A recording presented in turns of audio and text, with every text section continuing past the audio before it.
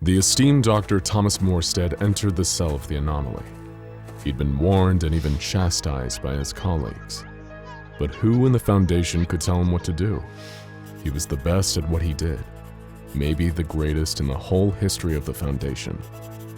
As he entered the room, SCP-049 bid him welcome, cordial as always. So polite, in fact, that you'd never guess you were talking to a killer. Dr. Morstead knew the truth of what he was dealing with, but he also believed he could get through to 049. Calm him, exorcise the devil from him. It was the meeting of two great minds, one of them human, one of them part human, part something that has never been clear. It was to be a battle of wits, and like so many great battles, this one would turn into a massacre. Before we get to that fateful meeting, there are some things you should know about the anomaly known as SCP-049. If you saw him in the street, the first thing you'd think of is plague, because 049 always looked the same.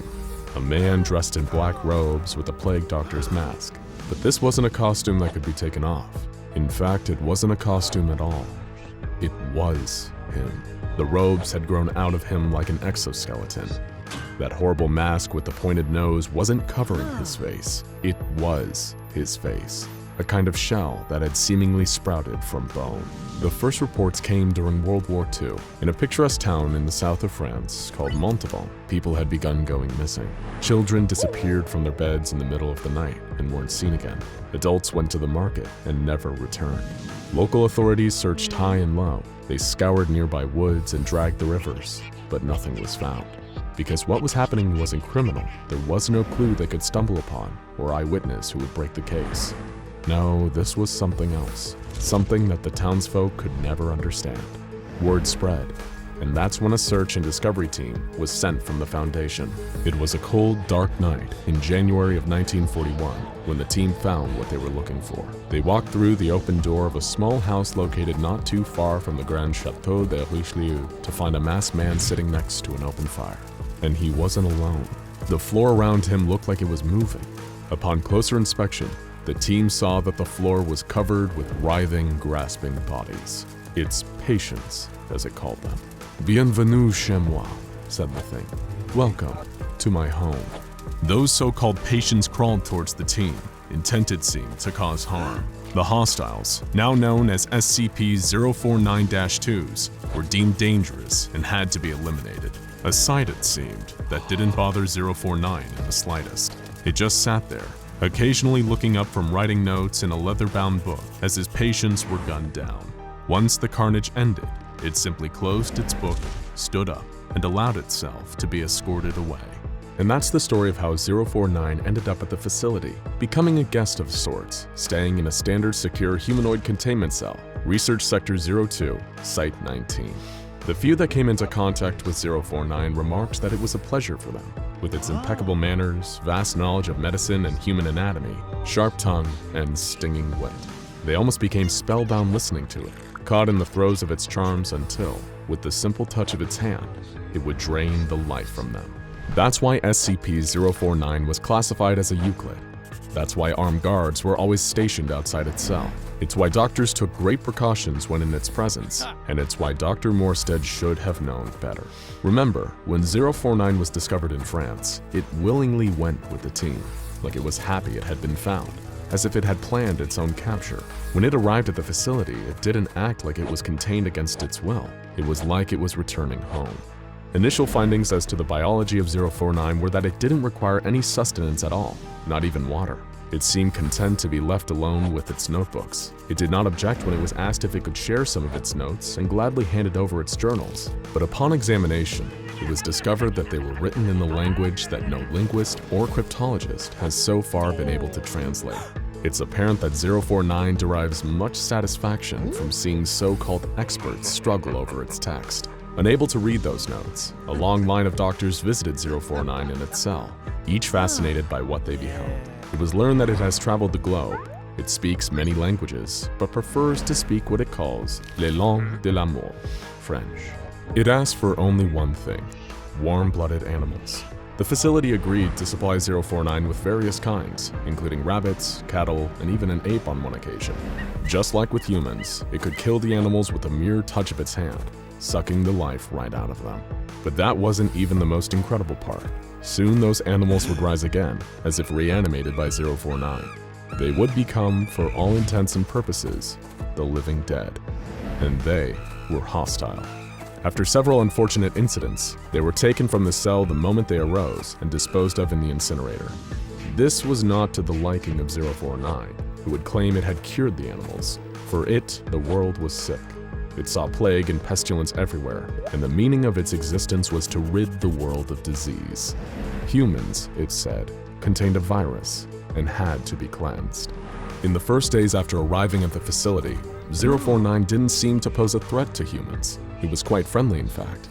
It seemed aware of the fear it caused in staff and would often go out of its way to make them feel comfortable and safe. This was a ruse, of course, or a canard, as 049 liked to say. It had no intention to help humans. No, it had come for humans. It wasn't trapped. It had set a trap. One of the first people to truly upset 049 was Dr. Raymond Ham, a well-respected physician that had twice been a contender for the Nobel Prize for his more mainstream work. What had confused Dr. Ham the most was not 049's clothes-like exoskeleton, or even his ability to reanimate the dead, but the bag that it used. 049 was somehow able to pull a seemingly endless supply of surgical tools from that bag. Sometimes it would even pull out objects that were somehow larger than the bag itself. It was as if the bag connected to somewhere else. And that's what Dr. Ham wanted to talk about on that fateful day. With 049 on one side of the cell and Dr. Ham on the other, he asked, "How is it that you can produce a great quantity of tools from that bag? I've observed you, and it seems to me that you are doing the impossible." "Dear doctor," replied 049, "the scourge, the great dying, cannot be fought with a handful of toys. My bag is merely the product of my imagination. It gives me what I require. You, dear sir, it seems, are limited by your imagination." It stopped for a second or two and stared at Dr. Ham. "I detect you are unwell," it said, in a voice not as amiable as before. "It's just a cold," said the doctor. "Ah, just a cold. If you had seen what I have seen, you would not utter such insulting words." Dr. Ham pulled out some papers from a briefcase and approached 049, holding them close enough so it could read them. "You see," said Dr. Ham, pointing to the results on the paper, "those animals you say you cured, they were not diseased. They were perfectly healthy before they died, and your so-called cure, it turned them into something quite terrible. We found that if they were left alone, they began to eat each other, and then themselves." 049 did not respond, and after a brief pause said only, "A good day to you, doctor. Please close the door on your way out. You should get some rest." Ham refused to go, and instead turned the conversation to this real interest, the bag, demanding that 049 let him see inside of it. "Very well, doctor," 049 said. "In private." 049 began to pull a series of long metal poles out of its bag, followed by a rolled-up curtain that it hung between them, creating a kind of medical tent around Dr. Ham. It seemed to stare for just a moment into the observation camera outside of itself before whipping the curtain shut. Dr. Ham was discovered 3 hours later, crawling around the floor of 049's cell, now another mindless undead. When he was retrieved by security, 049 didn't even look up from his notebook. Dr. Ham didn't get the incinerator treatment, but he did receive a fatal dose of drugs, a mercy. A removal team was sent to 049's cell, but it had said there was no need for special extraction techniques. It would go willingly, wherever they wanted to go. It was not, it said, an enemy of the people. "The Hippocratic Oath forbids me to hurt a human being," it said while walking to the interrogation center. "My only desire is to offer you my services and expertise."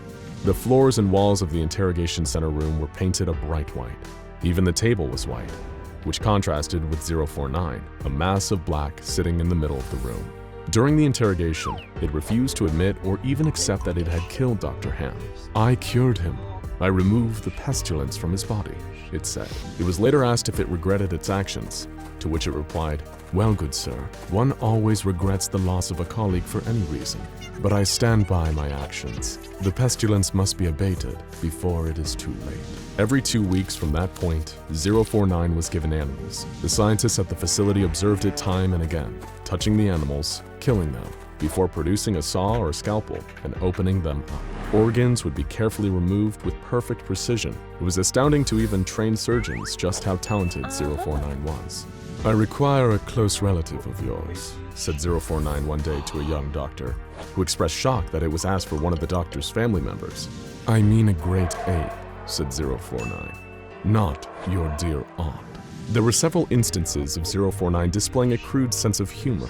Staff would almost forget that the thing that they were talking to wasn't human, almost. And it was Dr. Thomas Morstead that had supplied the great apes, orangutans in fact, that had been rescued from the rainforests of Borneo, only to be taken to 049's cell. Then one day something changed. 049 told Dr. Morstead that its work was done, that it accomplished what it had wanted to do, and could someone remove the cured animal from its cell? "I think you'd find that it's quite the work of art. A triumph," 049 said through the intercom. When the removal team entered the cell, they found the orangutan, or what was left of it. It was lying in the corner of the cell. The top of its skull had been removed, leaving its brain exposed. On its face was the expression of relaxation, and from its mouth it issued very soft squeaks, like that of an infant. 049 said, "Tell Dr. Morstead that its rage mechanism no longer exists. I've removed the amygdala and made some changes to the hypothalamus and limbic system. It is cured and quite harmless." The next day, Dr. Morstead announced that he wanted to visit 049's cell himself, after which he heard a chorus of disapproval from his colleagues, all telling him that 049 was now too dangerous. "Dr. Ham was sick," replied Morstead, "and 049 has assured us that he would never take another human life. He's never lied to us, and I'm going to take him at his word." It appeared that 049 had created the perfect specimen, so what was next? Dr. Morstead had to know. "Everyone is sick," 049 told Dr. Morstead after the two had talked for a couple of minutes. "The great pandemic has started. Fear not, doctor. I have a cure. No longer will you humans spread your disease." "I'm afraid you are wrong," replied the doctor. "This pandemic you speak of does not exist. We can happily live with our pathogens. We have done so for millennia." Dr. Morstead became angry that he couldn't get through to 049. "I'm afraid you are suffering from paranoia. It is you who need to be cured." "You have no idea," said 049, standing up. "What are you doing?" shouted Morstead. "You promised you wouldn't hurt a human again." "I'm not hurting you. I'm healing you," 049 said and leapt across the room in a flash, placing a hand on the doctor's head. Morstead slumped to the ground. They were being watched in the observation room, and this had gone too far. He had to be moved to the containment cells, permanently. Mobile Task Force Epsilon 11 was right on the scene and burst through the door. "No imagination," 049 said to himself. "Those humans have no imagination at all." He began walking towards the task force, who opened fire on the anomaly, but the bullets bounced off its black coat and mask.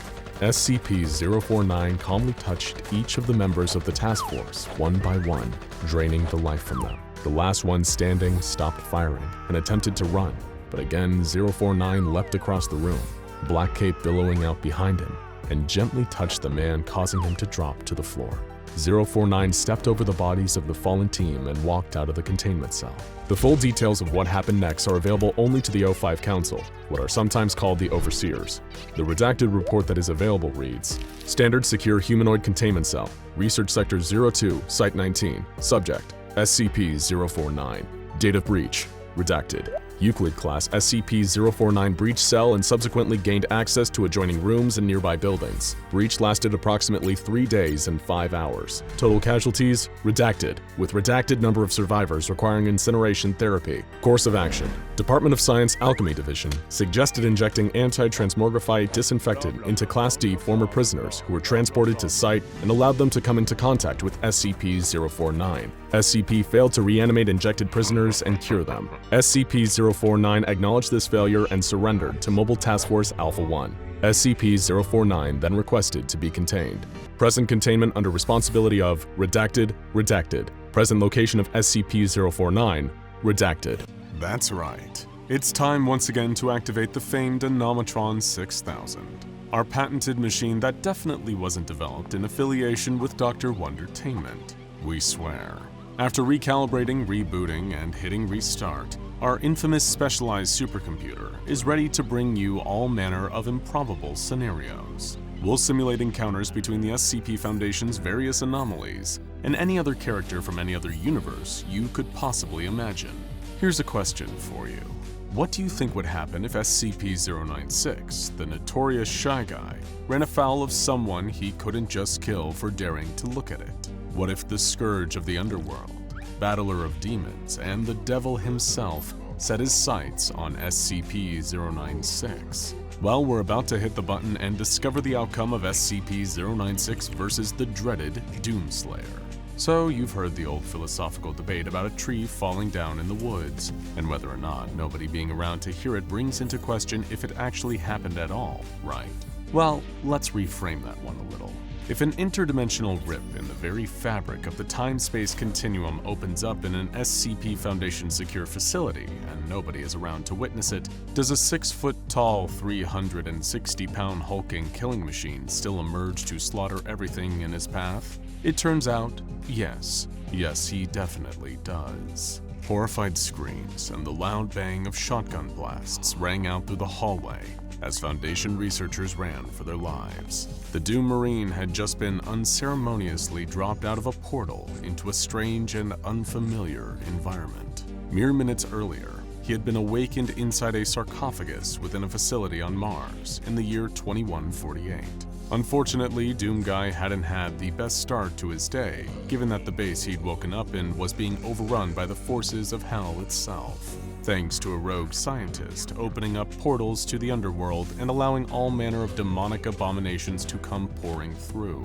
So naturally, when another portal brought the armor-clad Demon Slayer to a site run by the SCP Foundation, the intensity of battle had led to the Doomslayer believing that the unsuspecting staff were actually all demons in disguise. And to him, the only good demon is one he got to send back to hell in the most brutal fashion imaginable.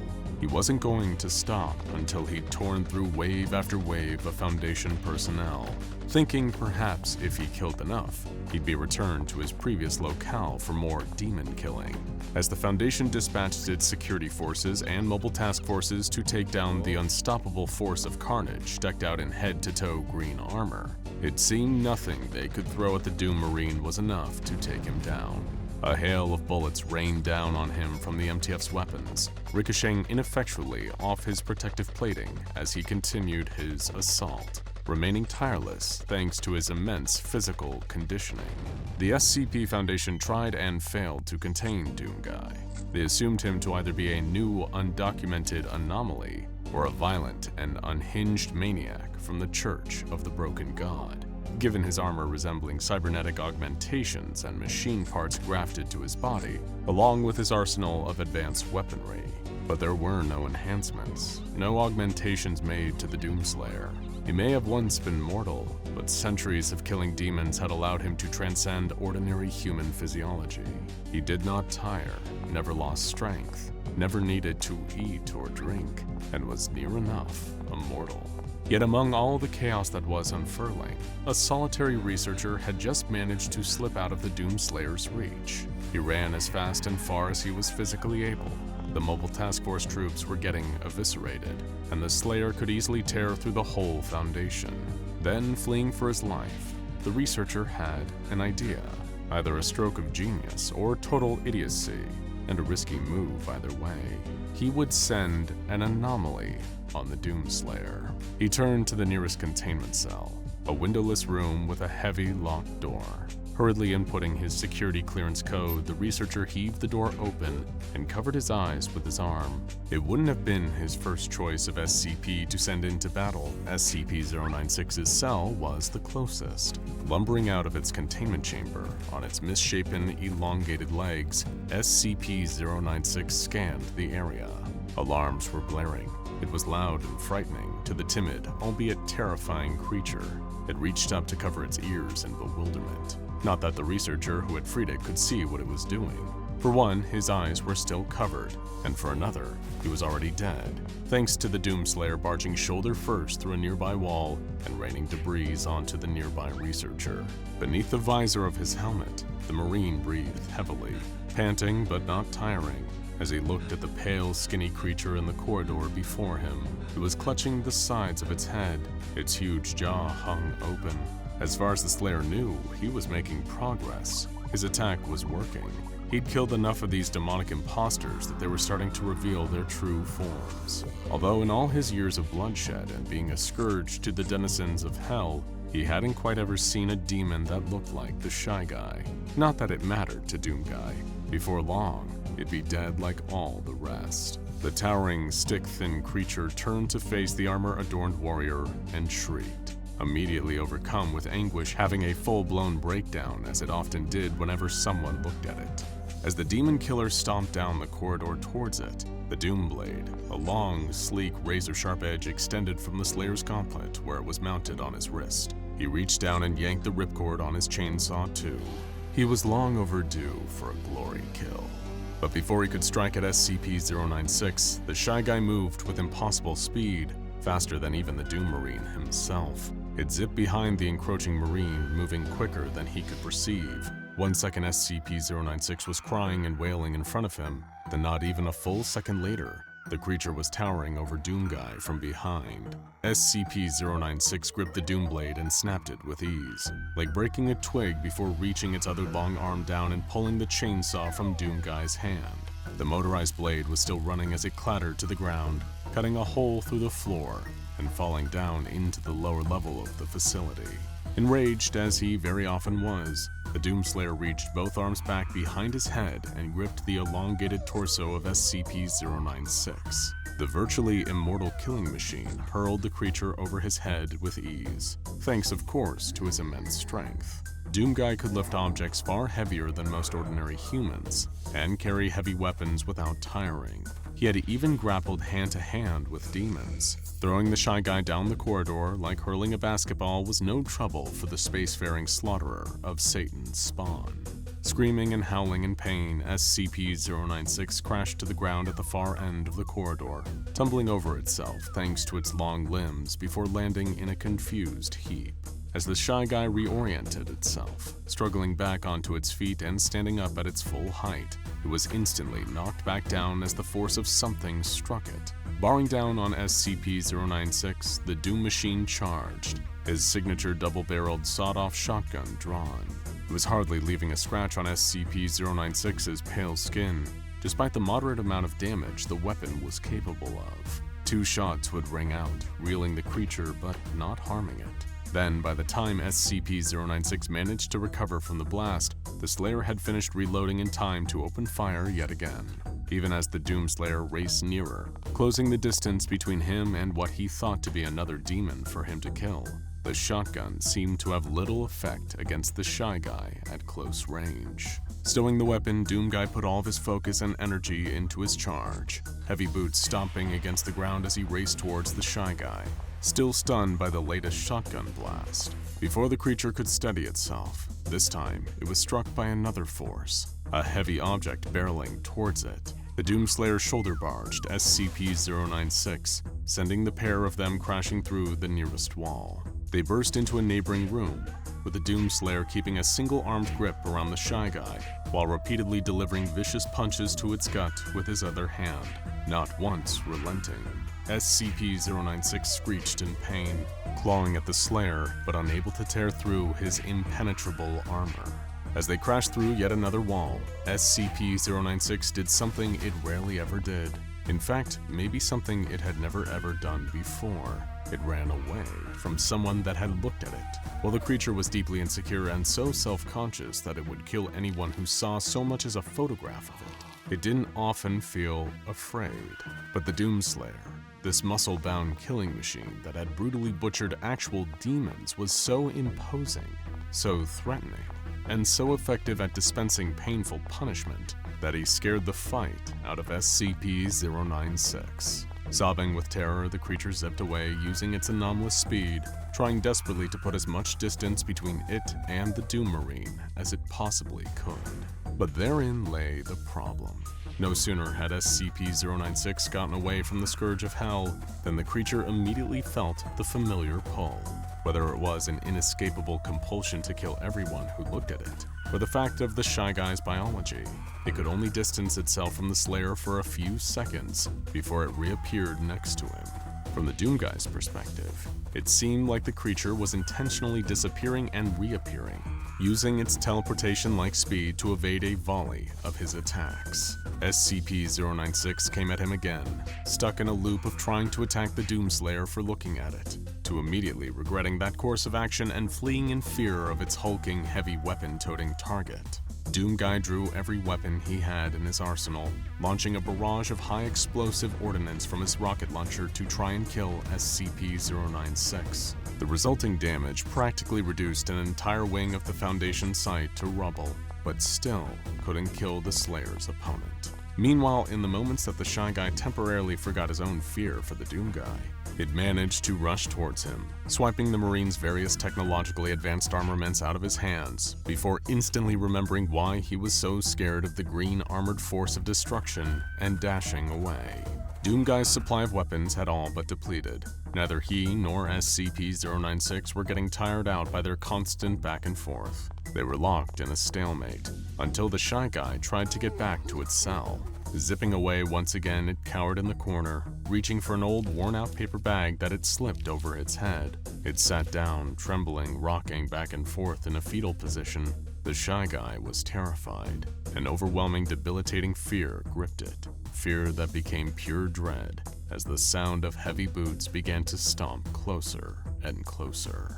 Kicking the steel door off its hinges, the Doomslayer walked into SCP-096's cell, carrying something huge in his hands. It was one of the most devastating weapons Doom Guy had at his disposal, capable of unleashing untold destruction, the BFG 9000. Without remorse, not caring that the creature seemed to have retreated and was cowering away from him, the Slayer raised the powerful weapon and fired an enormous ball of green energy. The blast engulfed the entire room, tendrils snaking out from the energy projectile, causing additional damage to the surrounding area until there was nothing left of SCP-096. Squishy Human 76 was the only one left. Every other squishy human had beautiful, shiny new skin all over their bodies. They were cuddling, poking, squeezing, and tickling each other in what used to be the cafeteria. All these humans piled on top of each other, no one feeling lonely. Only Squishy Human 76 was left, huddling in the darkest corner of the facility away from everyone else. He sure was feeling lonely. Almost every inch of his wet, slippery skin was calling out to join the others, but there was one tiny problem. The pesky inch of human skin left on the top of his head. The grafts had been a massive success, with 97% body coverage with SCP-2790's skin to replace his disgusting, calloused human skin, with only a mild case of severe necrosis eating away at him. He sat in the corner in the dark on his own, stroking the patch of rotten, dying skin on the top of his head. Soon, it would be all beautiful, soft skin. He just needed the human part to finish dying. Then he slithers into the cafeteria and hug and cuddle and squeeze and poke and prod with everyone else. Then he wouldn't be so lonely, huddling in this... Where was he actually? Squishy Human 76 looked around through blurry eyes. There was a name tag on his chest. Head Researcher Hopkins, SCP Site-32. What did all those words mean? Hey boss, we've got the new SCP just shipped in. Where should we put it? Melanie Sanders looked up from her desk with a sigh. She'd been picking at the dry skin on the backs of her hands. Every single person at Site-54 was burnt out, but she was burnt out in chief. It had been such a manic year that she hadn't even realized they were due to be receiving an SCP transfer. She asked which number it was, and they informed her it was one called 2790. Didn't ring any bells. She asked what class it was. The junior researcher, Millie Rogers, studied the shipping container uncertainly. It just says BFF. There's a note attached. Melanie walked over, feeling the headache pound with each step. Why did they have to have the lights so bright in this facility? She snatched the note off the side and read it. It was signed by Head Researcher Hopkins. She recognized the name and the signature. He was from Site-32. They'd teamed up a handful of times in the past. Dear Melanie, a gift from us to you, SCP-2790. Morale was at an all-time low at Site-32 before the arrival of this wonderful little SCP. We hope you welcome him warmly, just like we did. You'll all have the best time together. We promise. Just give him plenty of cuddles. Only one rule with this one: don't touch him. Hopkins. She realized immediately that it was obviously a trap. Melanie scrunched up the letter and threw it on the floor. She jabbed a finger at her junior and instructed her to get on the phone straight away to Senior Command and tell them that something weird must have happened at Site-32. Under no circumstances was anyone to touch that shipping container. Did this SCP really think she was born yesterday? Boss, I'm actually going on annual leave for a couple weeks. I don't really have time to… Melanie didn't have time to deal with this today. She'd leave it to her team to sort it out. But that evening, as Melanie was working late, she found her mouse drifting over to the SCP main list and her fingers absent-mindedly typing in 2790. An adorable picture of a little squid came up right away. Even in the midst of her stress, she couldn't help but crack a smile. It was very cute, whatever it was. She would just check its containment measures, that was all. She needed to make sure that it was safely stored while it was here, raising everyone's morale. It would obviously need to go back because there was a major containment breach, but while it was here, personnel are freely invited to splash around and play with him. SCP-2790 should not be touched and must always be hand-fed. All forms of physical contact with 2790 are allowed and encouraged except touching. That seems straightforward enough, no issues there. Rub his belly while feeding him, especially while feeding him treats. He loves treats. Hug him before and after playtime. Maybe it was worth going and checking on SCP-2790. She wouldn't want him getting lonely. As soon as Melanie Saunders turned the corner into the delivery depot, her worst fears were confirmed. He must have been very lonely. The shipping container hadn't been opened. He must have been left in there all on his own all day. That simply wouldn't do. She opened the container up right away and saw in the shadows inside a large aquarium.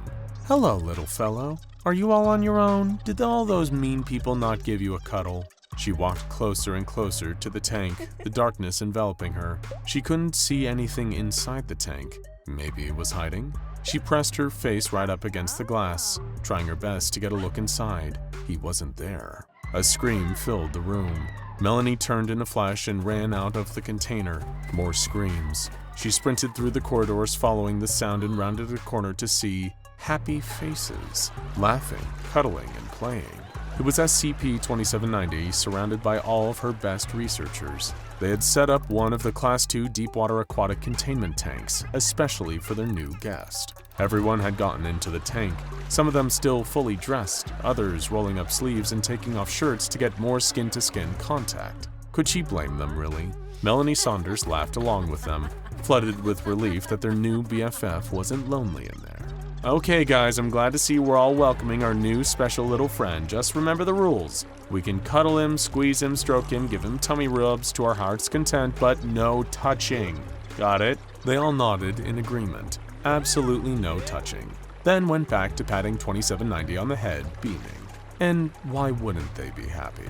SCP-2790 is a male Atlantic cranch squid, Teothuina megalops, who is just the cutest little guy you've ever laid eyes or hands on. The Foundation first recovered him from the curio shop Curios of the World, and it is a good thing they did. Someone mean had put him in a tinted glass tank with the word "ignore" printed on the front. Despite the Foundation's best efforts, it had been unable to ascertain as to why anyone would want to separate SCP-2790 from everybody like that and make him feel sad. He's just the best SCP out there, perfect for petting and caressing with your skin on his skin so that your skin and his skin are making contact skin to skin. Just don't touch him.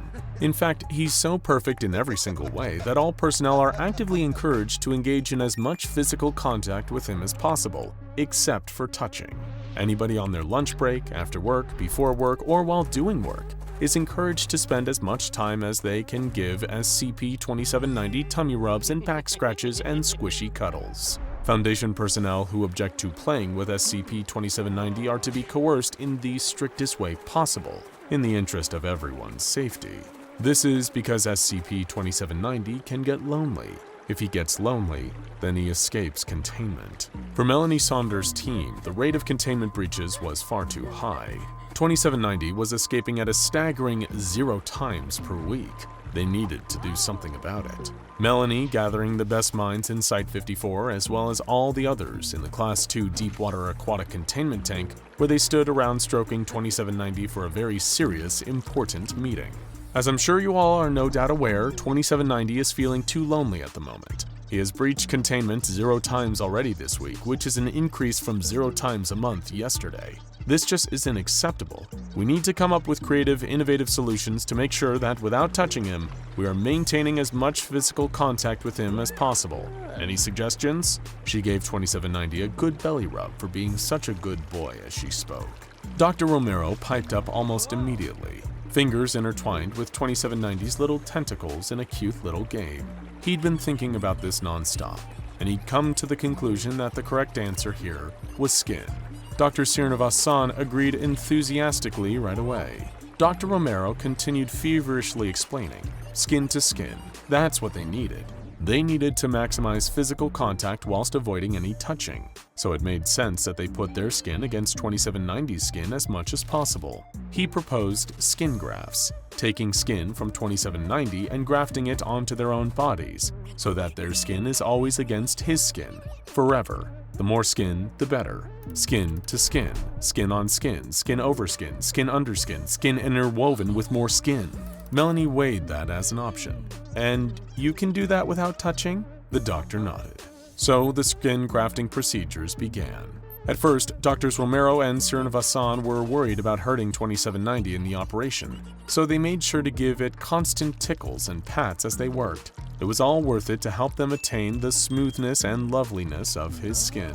They worked swiftly, never touching him, but constantly stroking him to make sure he knew everything was okay. There was a line of staff members waiting at the door to the operating theater, each one of them offering up their arms for the sake of making sure this adorable little guy wasn't lonely ever again.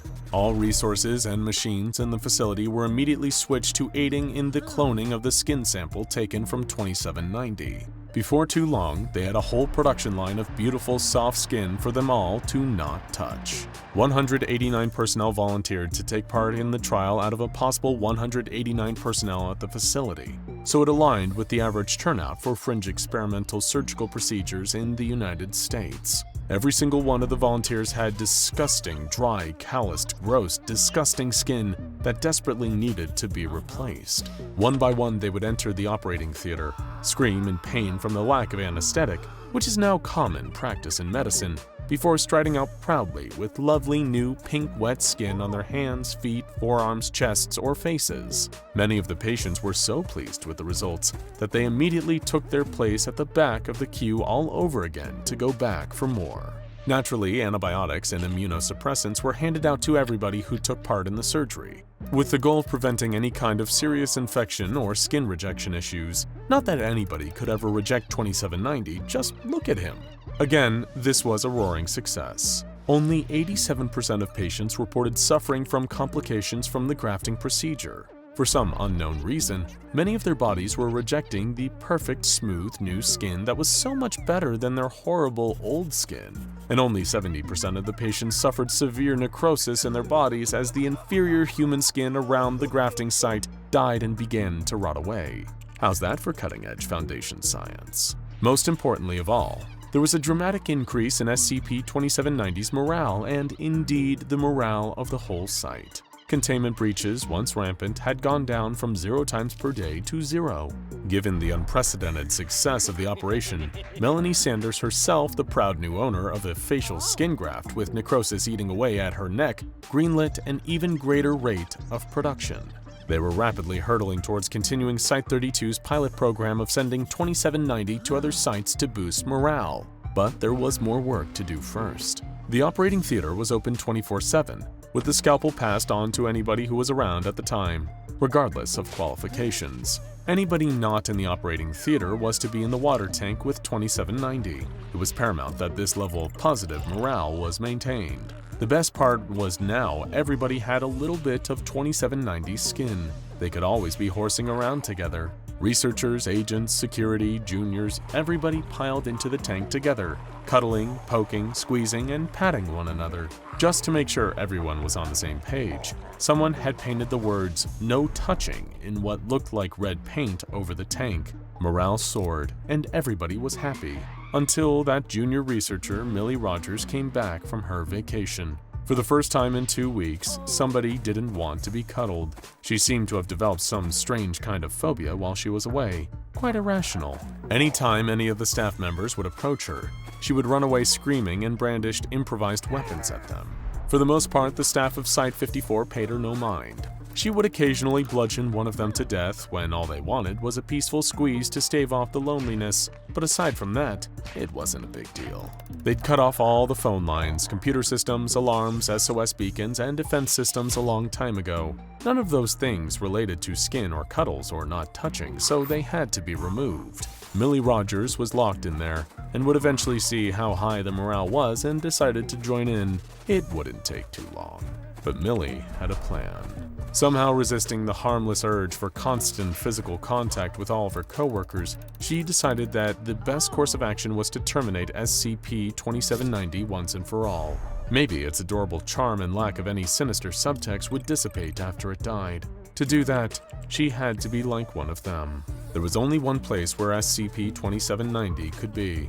It had breached containment 0 times, so it could only be in one place, the center of the writhing, cuddling bodies in the water tank.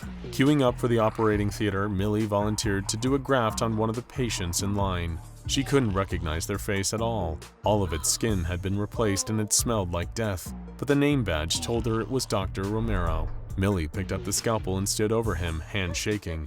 Actually, she rehearsed 1,000 times but still felt nervous. I'm going to go and have one more frolic in the tank if that's okay. Okay? That's the best thing I've ever heard! I'll join you! Millie marched through the corridors, escorted by a bizarre skin job of a man who stroked every coworker he walked past with a sense of constant euphoric wonder.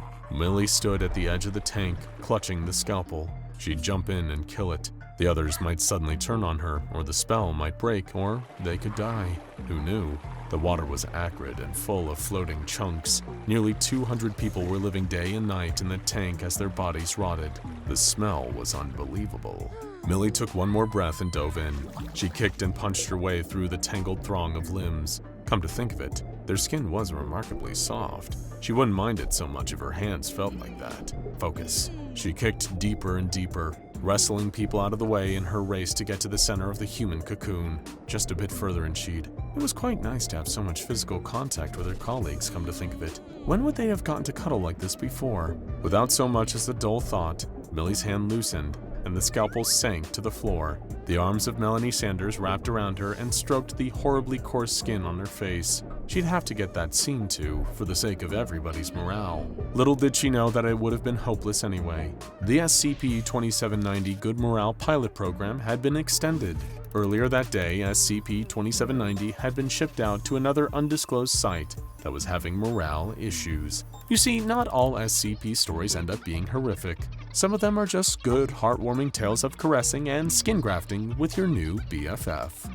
Growing up in a small Virginia town near the mountains right on the border of West Virginia, Zane heard all kinds of stories from his grandmother. Tales of mountain lions who could transform into ghostly women, the Talipo, a fluffy rodent-like creature on an endless quest to get its tail back from the hunter who took it, the Mothman that appeared with glowing red eyes to warn of impending tragedy. Most of all, she warned him about the deer. Sometimes, she used to say, when you're out in the woods late at night, you'll see a deer acting a little bit funny. Maybe it's making strange sounds. Maybe it's standing up like a man. Maybe it's staring at you from the shadows and won't look away. If you ever see one of these deer, promise me you'll get away from it as fast as possible. Don't look at it, don't talk to it, just get far, far away. He promised her every time, but as he got older, he started to forget his grandma's stories, letting them fade away with memories of the Easter Bunny and Santa Claus. He didn't think about the stories again until he was older, a junior in college and embarking on a camping trip with his roommate Josh. They were both staying with Zane's family for the summer and had been enjoying the sunshine and fresh air. They'd gone hiking, picked blackberries, and gone fishing to their heart's content. After a while, they got sick of sleeping in the cramped house and decided to have a proper camping trip out in the mountains. Campsites were crowded this time of year, but Zane knew a spot just isolated enough that they could kick back, enjoy nature, and relax in peace. They packed their supplies and headed out into the forest for a weekend they would never forget. By nightfall, Zane and Josh had pitched their tents, built a fire, and were starting to make some dinner. They roasted hot dogs and heated cans of beans over the fire and decided to start telling some classic scary stories. Sitting by the crackling fire, listening to the rustling leaves, snapping twigs, and the chittering of animals all around, Zane couldn't help but remember the stories he had almost forgotten. All of the strange, inexplicable things that came out after the sun went down and the forest went quiet. He thought he could hear the footsteps of something walking by their campsite, circling them. But it was probably just his imagination. As Josh told stories about babysitters stalked by killers and drivers picking up ghostly hitchhikers, Zane was thinking about the deer. He shuddered but shook it off, and after some more stories and a few too many s'mores, the two friends decided to get some sleep. After several hours, Zane woke to the sound of Josh unzipping his tent. He sat up, ready to yell at his friend for waking him up, but the sight of Josh's pale, frightened face stopped him. "There's something here," was all Josh could say. His hands, Zane noticed, were shaking. "Hey man, it's okay, let's check it out." Zane patted Josh on the shoulder. He was pretty sure his friend just wasn't used to camping in actual nature, but reached for his hunting knife just in case. He grabbed a flashlight and switched it on, following Josh out into the darkness. He swept the beam across the clearing, and it illuminated a pair of orange eyes staring directly at him from behind a nearby tree. What the? He approached the shape, trying to get a clear look at it. As it became more illuminated, his stomach dropped. It was a deer, but something was wrong with it. Its mouth was wide open, its jaw working up and down like it was trying to make a sound, but nothing came out. But that wasn't the worst part. As the flashlight beam illuminated the animal's body, Zane realized that somehow its head was on backwards. What the? Josh appeared behind him, gasping. "Shh!" Zane shushed him intensely. He suddenly remembered his grandmother's warnings. "You know what? I don't feel so great. I think we should go back to the car and head to my place." He gave Josh a look, shaking his head as if to say, "Don't say another word." By the glow of their flashlights, the two packed up their campsite, all under the gaze of the misshapen deer. They drove home in silence, Josh only speaking once to ask, "What was that thing?" Zane shook his head. "I don't know, but it wasn't a deer." They crept back into the house and went to bed. They knew they would never speak of tonight ever again. As Zane began to drift off to sleep, his last conscious thought was to glance out the window. There in the yard, not 5 feet away, was a deer, watching. He didn't know it, but that night Zane encountered an instance of SCP-2448. SCP-2448 is an anomalous species of creatures that appear to belong to the Cervidae family, nicknamed the Not Deer. They are highly intelligent and can be distinguished from ordinary deer by unusual behavior and physical deformities. Some of these have included legs that bend backwards, the eyes of an animal other than deer, forward-facing eyes, jerky movements, lack of fear towards humans, and walking on 2 hind legs. Most notably and most frightening, SCP-2448 instances will watch and stalk humans for a duration of hours or even days. They will follow humans home and steal items from their domains, including weapons, food, and other personal items. They're most frequently found in the deep woods at night when a person is completely alone. If someone encounters an instance of SCP-2448, if they acknowledge any of the creature's anomalous traits, it will attack. In order to limit the loss of life and ensure that the SCP Foundation employees exercise the utmost caution when dealing with SCP-6448, the Cryptozoology Division issued the following guidelines. If you notice a deer that seems off, look away and ignore it. If it knows that you've noticed it, it's too late. If you hear your name, whistling, or something else in the woods calling for you, don't acknowledge it. Never acknowledge it exists. Don't respond. Don't go looking for it. Don't call back to it. If you're walking at night and you feel something breathing on your neck or whispering behind you, the key to your safety is pretending that everything is normal. Your survival is dependent on your ignorance. Whatever SCP-6448 is, they appear to be intelligent enough to understand when they are being studied, and they don't seem to like it very much. On January 11, 1994, a group of 3 SCP-6448 instances broke into Site 41 in North Carolina, using a tunnel they had carved over a long period of time. At the time, there was an instance in containment, but in all of the chaos of the breach, the specimen was lost. Every time an instance was captured and contained near SCP-6448's habitat, it would later escape via similar tunnels. SCP-6448 was officially classified by the SCP Foundation in 1980, but those from the Appalachian region have known about these strange creatures since at least 1947. From folktales and campfire stories to secondhand and even first-hand encounters, the locals are aware of the knot deer's existence and are largely familiar with the precautions necessary to avoid them. Though many of the civilians that encounter SCP-6448 avoid notifying the authorities, there have been several recorded 911 calls involving the knot deer since 2000. The following is a log of those calls. February 1, 2000. Victim, age 41 female, dialed emergency services after hearing their name being called from the woods near their home. The victim recounts the vocalization being likened to a scream in a voice that they do not recognize, and requested assistance in locating the source. Emergency personnel requested the subject place their phone on the floor outside the home to listen for the alleged sounds. After 2 minutes, a vocalization was heard that was calling to the subject by name, emanating from the nearby forest. The subject was instructed to investigate the disturbance themselves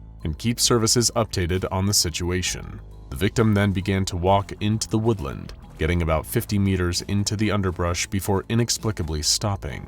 They claim there to be a noticeably large deer standing in the way of the path. She begins to walk closer, though states it does not move. Subject diverts from the path and begins walking in a different direction. After 30 minutes, no source of the voice is determined. The caller returns to their residence. June 13, 2002. Victim, age 28 male, calls 911 regarding a home break-in. The caller notes numerous items to be missing from their residence and requests an investigation. Operators dispatch 2 investigators to visit the home and pertain a potential perpetrator.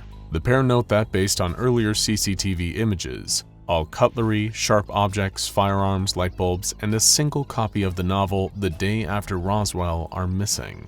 Also noted is that there is a complete lack of any fingerprints at the scene, with no doors or windows having been broken into. Analysis of the home's CCTV footage revealed there to be a 2-hour period of missing film, with the exception of a single frame containing a Servus nippon on its hind legs reaching towards the camera. Its frontal hooves have been warped to resemble fingers. No footage of the entity exiting the home was discovered. November 19, 2005. A cattle farmer, age 54 male, reported to local authorities the sudden disappearance of over 30% of his largest herd. Response teams searched the nearby area for 4 hours, though found no trace of his cattle.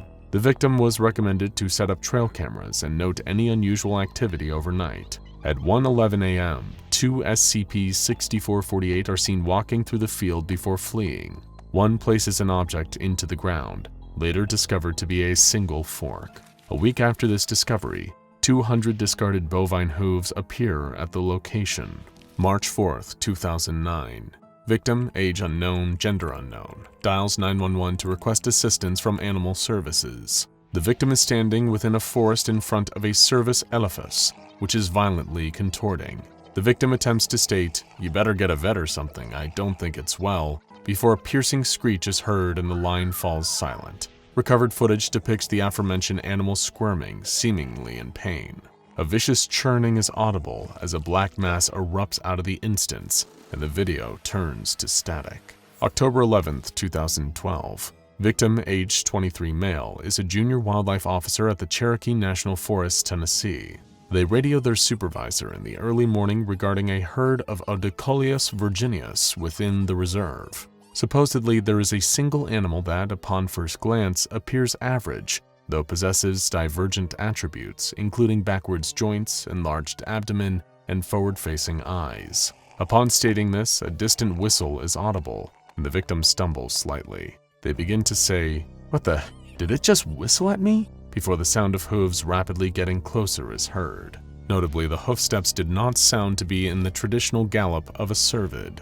October 12, 2012. The former victim's supervisor calls authorities following the victim's absence from the reserve night shift. Following this, their radio begins to crackle. The victim's voice can be heard on the other end, and he requests the supervisor's attention. He calls regarding a herd of Odocoleus virginius within the reserve. They claim there is a single animal that upon first glance appears average, though possesses divergent attributes including backwards joints, enlarged abdomen, and forward-facing eyes. Suspecting the creature to be a rare genetic malformation, the victim requests their supervisor to come to the location. The supervisor questions the victim about what happened the night previous. There is no reply. Upon the supervisor's and law enforcement's arrival at the site, a herd of approximately 80 Odocoleus virginius was present. A single entity is in the field's center and appears to be standing separate from the rest of the group. It flees the scene upon realizing the law enforcement's presence. Where it formerly stood lay a standard two-way radio. April 8, 2016. Victim, age 35 female, dials 911 using a satellite phone distressed. They state they are in Redacted County woods and are being followed. She claims that despite seeing no one for the duration of her hike, she, quote, feels as if she's being watched and has heard someone walking behind her at various points in the trip. The victim is unable to give an adequate description of their location, but knows the route to return to her residence. Operators request the victim to return to a point wherein she can provide a sufficient geographic description of her position. The victim remains on the line for the duration of the hike back to a readily used portion of the wilderness trail. Along the journey, various unnatural sounds can be heard. These include footsteps, rock slides, coughing, whispering, and whistling. Nearing the main trail, all woodland noises such as birds and wind cease suddenly, and the victim states she can see a malformed deer carcass coated in a thick layer of black slime. At this time, human screams can be heard in the distance. Operators request the victim continue and ignore the other stimuli. Agents embedded in local law enforcement suspecting SCP-6448 involved notify Gamma 4 to the situation. 20 minutes later, the victim returns to the main trail. Gamma 4, now operating the 911 call, informs the victim not to respond to any further unusual activity and briefly outlines service protocol. For the duration of the victim's journey to her home, 2 sets of breathing are audible. The victim successfully returns to her residence and shuts the door behind her. Now out of sight from SCP-6448, agents inquire of the victim's address, and the victim promptly complies. Operatives instruct the victim to have possession of all firearms and weapons on the premises and to barricade herself inside a safe space with one exit point. The victim swiftly begins grabbing all available weapons and throwing them inside a wardrobe. It is at this time there's a knock on the front door. The victim does not respond and continues to hoard sharp objects from kitchen drawers. The knocking becomes more violent as the handle is jostled and is shaken incessantly. A voice on the other side repeats the phrase, "Hello, it is me. Hello, let me in a calm manner as the door begins to shake. The victim retreats to her wardrobe armed with a small firearm.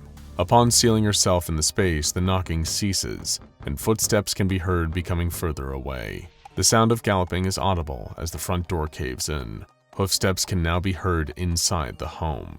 The entity continues to repeat, "Hello, it is me. Hello, let me in," as it searches the small building. A bright light flashes overhead, seemingly circling the house. Eventually, the entity enters the victim's bedroom. Through a small slit in the wardrobe door, the victim can see a Cervus canadensis standing on its hind legs and surveying the room. Its movements are crooked and stiff, seeming to struggle to stand in a bipedal fashion. It slouches down to a quadrupedal crouch, similar to the stance of an arachnid. It inhales heavily, and its head locks on the view of the wardrobe. It is noted as possessing human eyes. It scampers towards the subject and opens the door. A single gunshot is heard. Responders found no trace of either SCP-6448 or the victim. Containment of SCP-6448 is focused on the investigation of any deer exhibiting anomalous traits in and around the Appalachian area. Any civilian sightings of SCP-6448 are to be handled by Mobile Task Force Gamma 4, or the Green Stags. Any possible deaths resulting from SCP-6448 will be blamed on hiking accidents. and any reported sightings can be explained away with chronic wasting disease. CWD, occasionally referred to as zombie deer disease, is a prion disease affecting members of the Cervidae family. Symptoms of the illness include loss of motor function control and damage to decision-making, as well as gradual degradation of all mental faculties. It is 100% fatal. However, though the disease does exist, most recorded cases of it in the Appalachian region can actually be attributed to instances of SCP-6448. Any captured instances of SCP-6448 should be transported to Site-44 for the Cryptozoology Division's containment and study.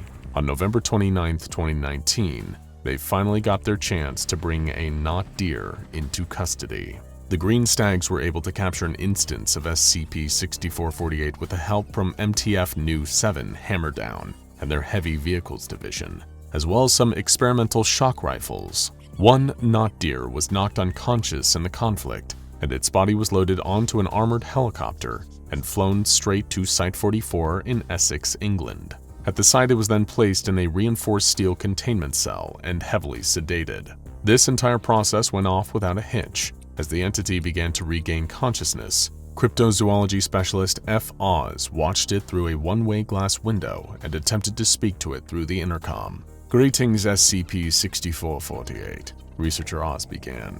At the sound of his voice, the creature jumped to its feet, staring at the intercom. "Can you understand me? We've seen your genus speak English just fine in the past." The animal did not answer, but began licking one of its legs and behaving as if it were an ordinary deer. Researcher Oz sighed impatiently. "Please, we know your secret." The not deer stopped what it was doing, freezing completely still as it listened to the words. "Admittedly, it wasn't exactly well kept. If you just look at yourself for more than a few seconds, it is very clear that you're not normal."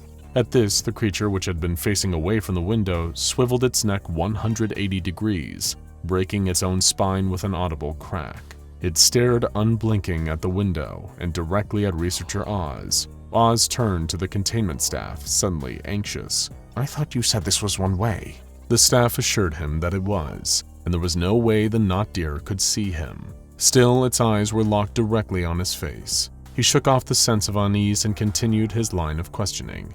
"Are you something imitating deer? It is clear that if so, you possess basic anatomical knowledge of them, though details are clearly faulty. In fact, a better question would be, how? If in fact you are not what you pretend to be." The not deer opened its mouth at this, revealing unusually sharp teeth. It moved its jaw as if attempting to speak, but only a choking sound came out. Shall we move on?" Oz asked. "What I'm more concerned with here is why you take our people. Is it a vendetta? Spite? Food?" For the first time in the interview, the not deer blinked. It was an unnatural movement, forced and deliberate, like the creature was attempting to engage in an ordinary behavior rather than actually experiencing an involuntary impulse. "Responding is mandatory," Researcher Oz prompted. The creature did not react. "If you will not comply," Oz's tone grew stern, frustrated, "maybe you'd like to see your brand new containment cell." At last the entity spoke. Research.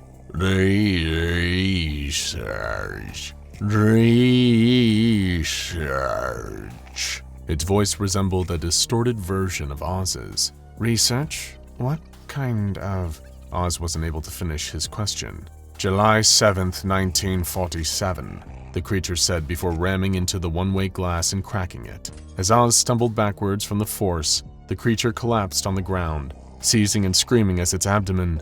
"Get the stags in here now!" Oz cried out, but it was too late. A black mass of something shiny and tendrilled leaped out of the not deer, scuttling around the cell before shattering the window and leaving the empty shell of a deer behind. The Site-44 breach system activated and attempted to initiate emergency containment protocols, but the mysterious black mass escaped its sector, made its way toward the main exit, broke through the glass of the front exit door, and vanished into the shrubbery outside. The escaped anomaly could not be found and recontained. Ever since this incident, there have been a record-breaking number of chronic wasting disease cases identified in deer in the surrounding area, as well as an unprecedented increase in UFO reports. Further research is currently ongoing, but it is unknown whether we will ever truly know what these creatures are. Only one thing is for certain. They are definitely not deer. Ranger Halter felt the bark of the tree trunk slamming into his back, practically knocking all the air out of his lungs as he tried desperately to slow his frantic breathing. The sound of his own panting filled him with a sudden, horrifying thought. If he could hear his own ragged breaths, then it could hear them too. He clamped a hand over his mouth, clenching his jaw shut so tightly that he thought his teeth might splinter as he pushed them together. His free hand gripped the tranquilizer gun, shuddering as the snap of a twig rang out somewhere behind him. It had caught up to him already. He could bolt, make a quick dash for a cover behind another tree, but it was close enough now that it would see him. And if it did, it would come rushing after him with a speed that even a seasoned park ranger couldn't match. As much as he tried to force himself to stay still, the petrified curiosity got the better of him. Halter peeked out from behind the tree and immediately wished he hadn't. It had all started out as what sounded like an everyday occurrence. High atop his watchtower in the Glacier National Park, Ranger Halter had been enjoying the view of Montana's Rocky Mountains, a cup of coffee from his thermos in his hand. Then the familiar squawk of his radio had cut short his appreciation of the serene scenery. Halter sighed, tossing the remaining contents of the cup over the tower's railing, wondering what kind of day he was in for as he went to answer the radio. Most of the time, things in Glacier Park were as peaceful as they looked.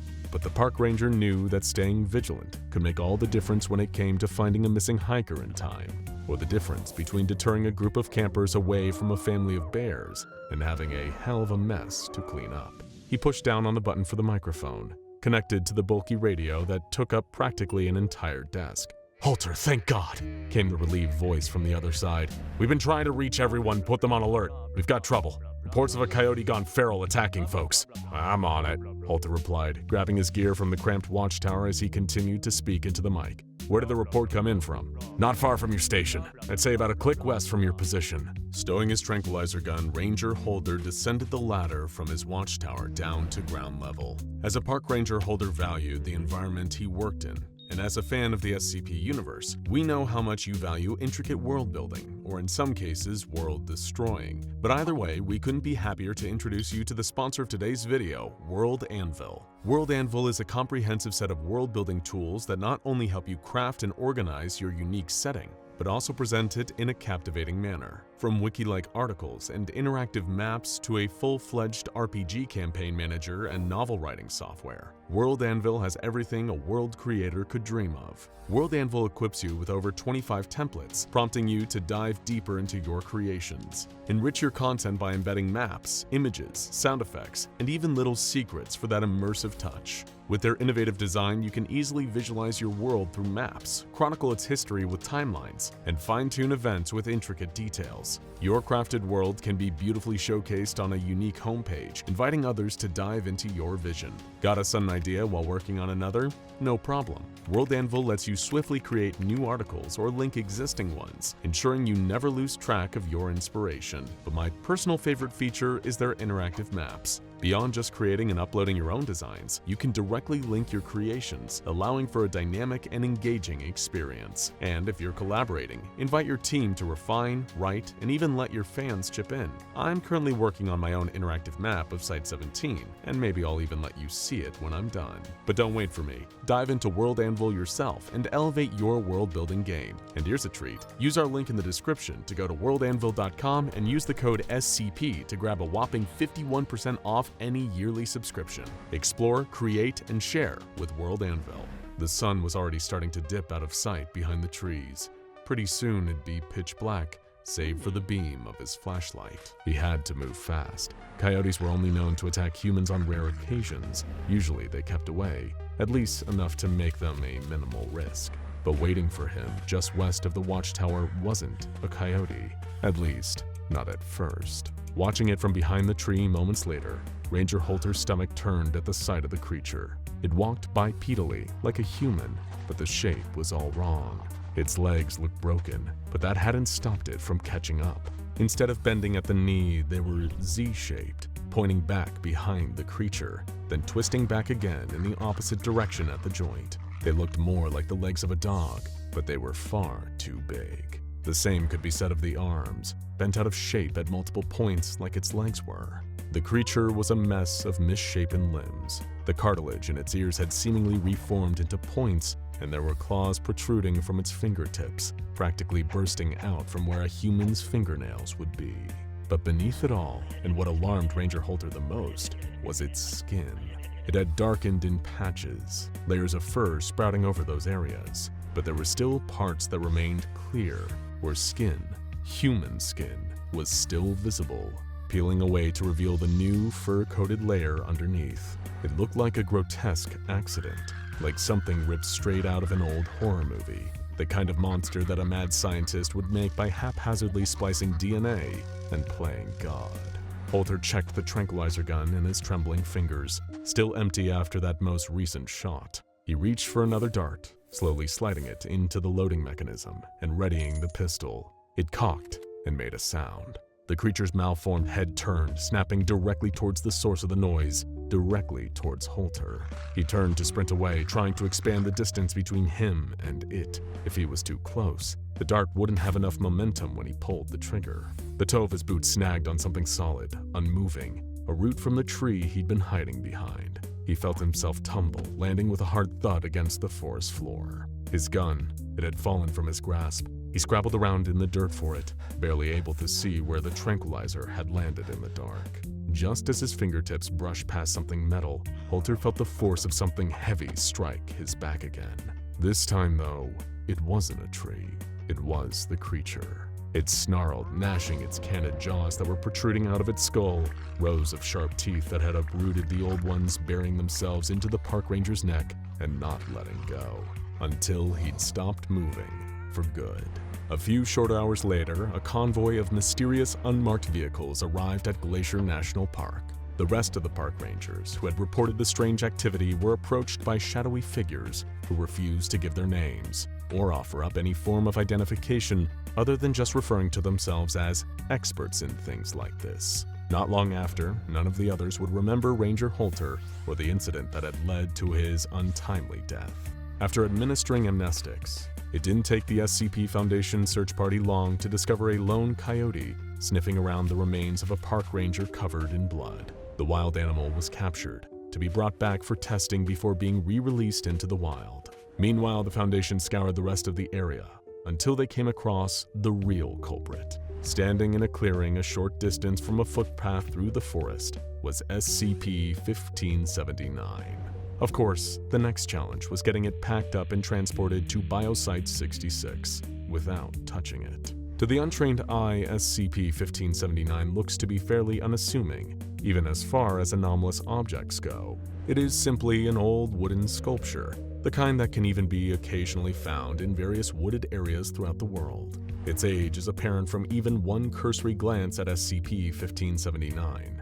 The partial damage to its cedar surface speaking to the numerous years it has existed for, along with the bright green moss that covers it. Although, curiously, this moss doesn't seem to dry out and die in responses to changes in humidity, nor does it affect SCP-1579's structural integrity. As for where it came from and who made it, those are still unknown. As if the answer to what holds SCP-1579's anomalous properties, whether or not the cedar it was carved from or the moss coating the sculpture possesses some unknown properties, or if SCP-1579 was somehow imbued with these after being created. Initial testing by the SCP Foundation's researchers determined SCP-1579 to have an abnormally high resistance to the type of damage wood, and particularly cedar wood, is susceptible to. For one, it does not seem to show any signs of rotting or natural degradation.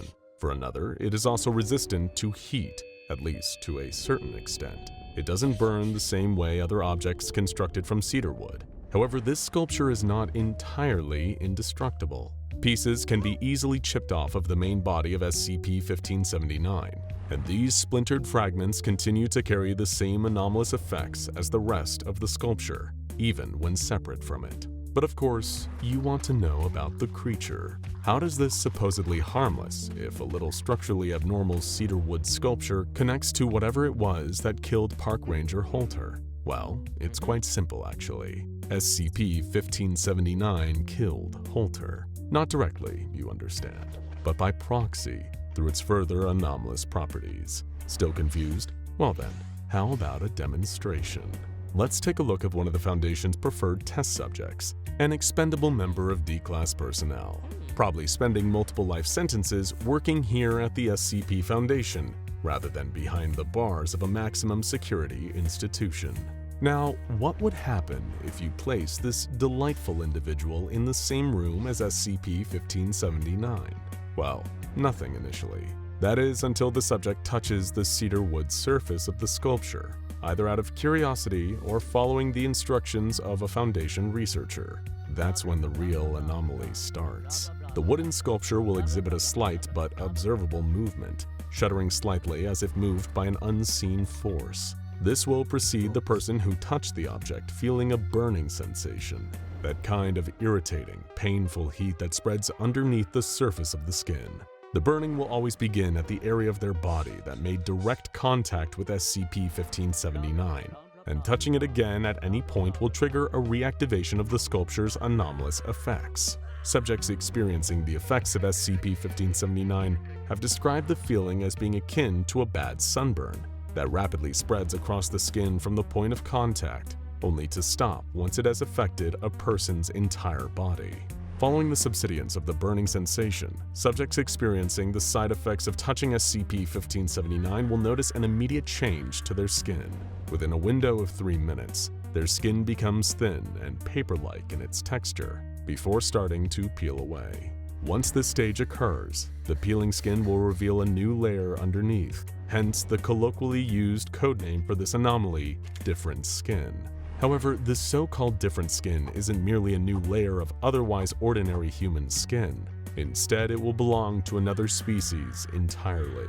A person coming into contact with SCP-1579 will find themselves rapidly developing new skin that shares the physical traits, as well as matching DNA, to that of a number of animal species. It should be noted that these features will continue to rapidly develop until the subject is entirely transformed, and is no longer considered to qualify as a human being.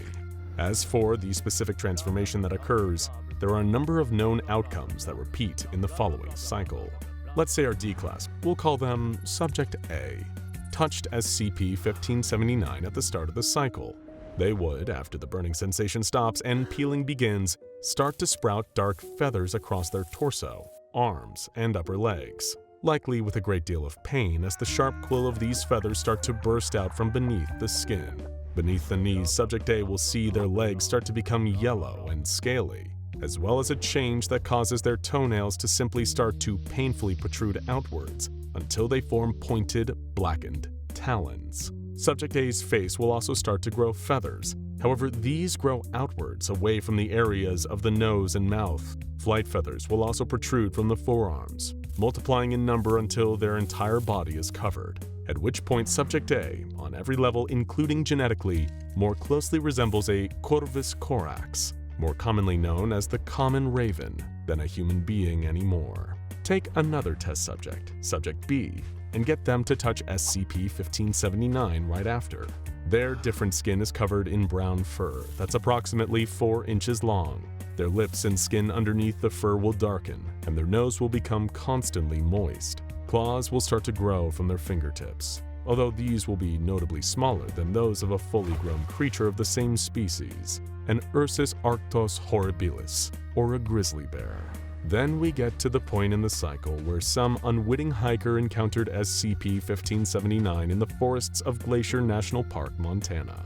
When this subject, Subject C, touched the cedar sculpture, their skin began to grow layered fur, as the cartilage of their ears is separated from their tissue and replaced by new, reshaped cartilage. Much like Subject B, who SCP-1579 turned into a grizzly bear, Subject C also had darkened skin, a moistened nose, and longer, sharper nails. It was at some point during this transformation that an unassuming park ranger stumbled upon Subject C.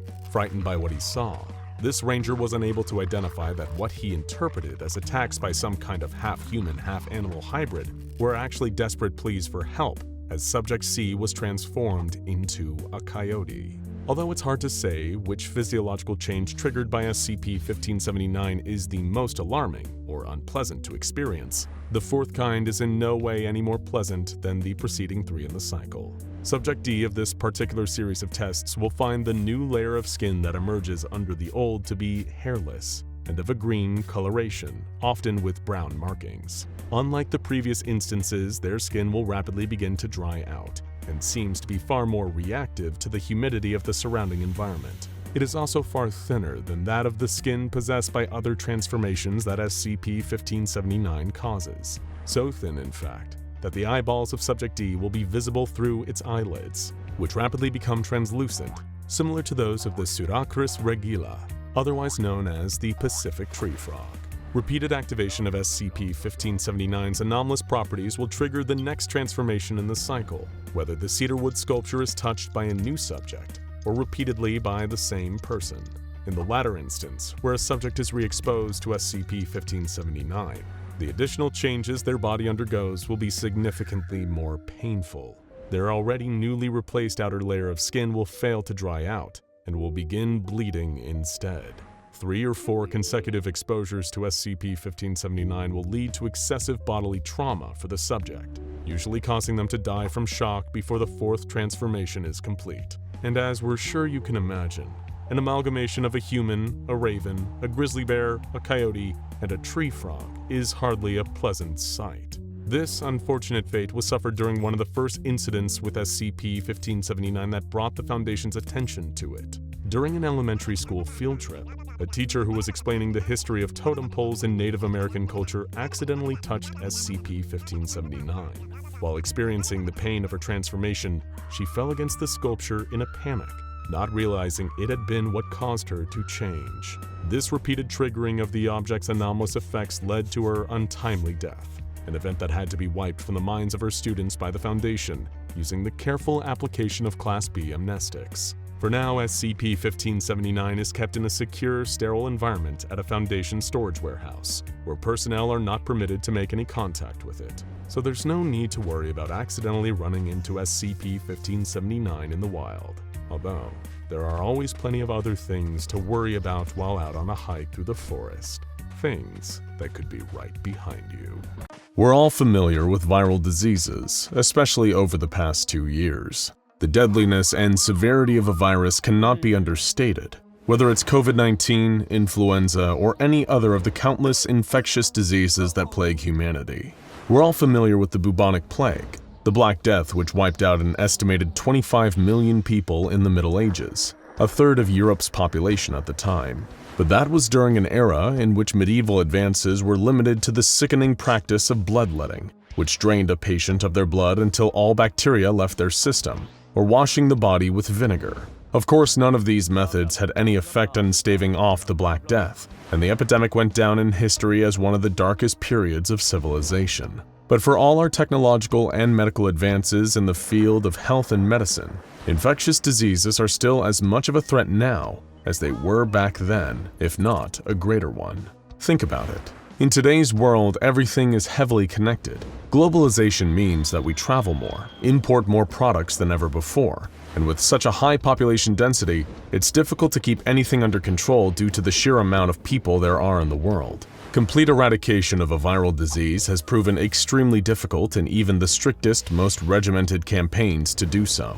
Vaccines, while effective, still require time to develop, roll out, and treat. Take, for example, the smallpox virus. For centuries, this deadly disease slayed entire populations, killing millions with a mortality rate of 40%. In the 20th century, the world's governments and medical organizations worked tirelessly to come up with a vaccinated cure for the disease, and their efforts eventually paid off. A successful vaccine was developed, and only the trickling of cases of smallpox were documented in Somalia in the 1970s. Today, all that remains of the disease are contained samples held in high-security laboratories across the world, explicitly used for research purposes. But smallpox's story is not the norm. Other diseases you may not realize are still lurking in the shadows are polio and malaria. Polio being a disease affecting the central nervous system, with weakened muscle function as a result, and malaria being a mosquito-transmitted sickness that results in severe fevers and vomiting. The common perception is that these illnesses aren't actually a threat anymore and are nothing more than a relic of the past, but that isn't quite true. While they've been eliminated from some parts of the world, in polio's case, most first-world countries such as the United States and Europe still have some documented cases that crop up from time to time. But the future is hopeful, with only under 50 cases of polio documented worldwide in the year 2018, and malaria's worldwide eradication program seeing success year by year. Maybe the world will one day be fully wiped of these terrible illnesses. But why are we telling you this during a video about the SCP Foundation? Because the subject of today's video is also a deadly virus, but unlike the most ordinary variations we just discussed, this one is going to be a lot more difficult to eradicate fully. And by difficult, we mean next to impossible.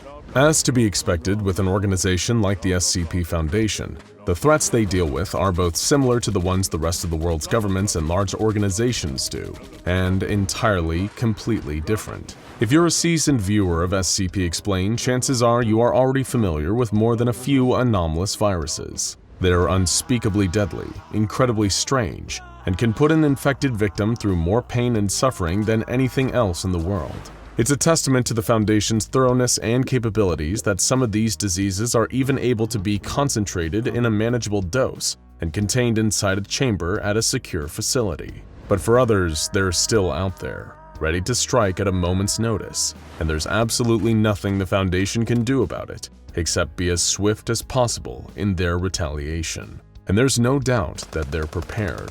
With the deadliness of an anomalous virus, which can spread at a more infectious rate and potentially alert the rest of the world to the supernatural happenings of the SCP Foundation and the objects they contain, an anomalous pandemic is one of the Foundation's greatest fears. Some anomalous diseases, as we mentioned before, are under the control of the Foundation. Take SCP-008, nicknamed the Zombie Plague, for example. SCP-008 is a deadly virus that, you guessed it, can essentially turn a patient into a zombie, reanimating their corpse after the sickness kills them. What makes SCP-008 unique is that it's entirely absent from the natural world, save for the places the Foundation has labeled G2 sites. These G2 sites are small pockets across the world in which the Foundation discovered SCP-008, which further research of such have determined that the disease may not have originated on Earth in the first place. Subjects infected by SCP-008 display symptoms within 3 hours of infection,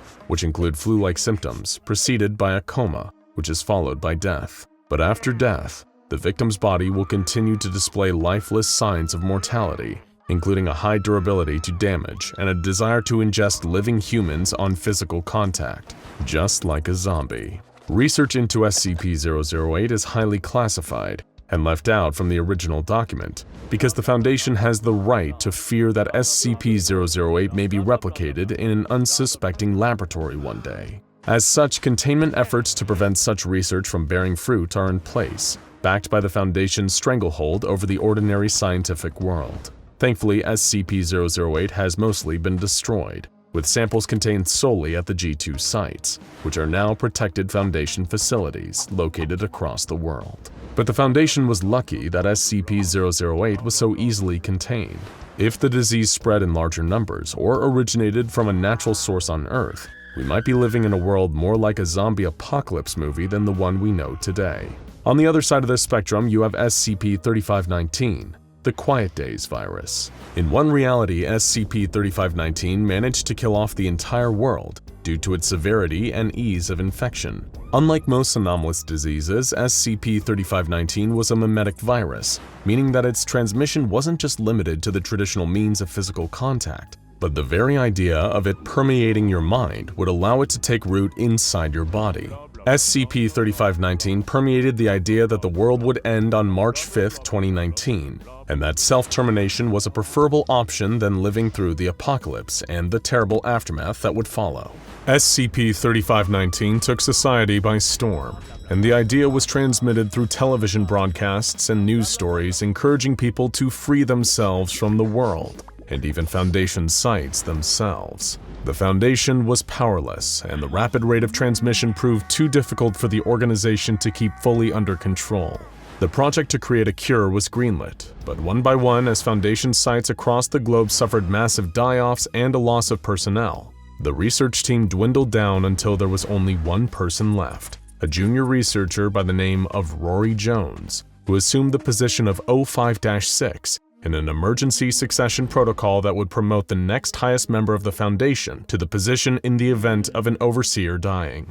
Jones was the only member of the Foundation left, and as far as he knew, camped up in a cabin in the woods with nothing but a few research materials and a computer terminal, the only man alive. The SCP-3519 timeline story proves just how quickly a deadly anomalous virus can get out of control, how it can make an organization as all-powerful and ever-prepared as the SCP Foundation just another statistic in a record of infected populations. But you don't need to tell the Foundation that. They're already well aware, and they've had decades to prepare, study, and analyze the effect an anomalous virus can have on the world. And that brings us to the mysterious case of the main anomaly we'll be looking at today, SCP-217, the Clockwork virus. Dr. Charles Gears, a researcher of note that you may have heard of before, was one of the Foundation's best and brightest. His cold, distant demeanor and propensity for researching the anomalous commonly associated with a divergent religion, the Church of the Broken God, a group of zealots focused on reassembling the broken metal pieces of their mechanical, technological god, made onlookers associate the Gears name with sleek, careless alloys and methodical, cold clockwork. When the Foundation began observing symptoms of what would later be labeled SCP-217 in a major population center, whose name would be scrubbed from all official documents, they knew Dr. Gears was the right man to head the research efforts. For years, the Foundation had observed strange medical records and reports from the city.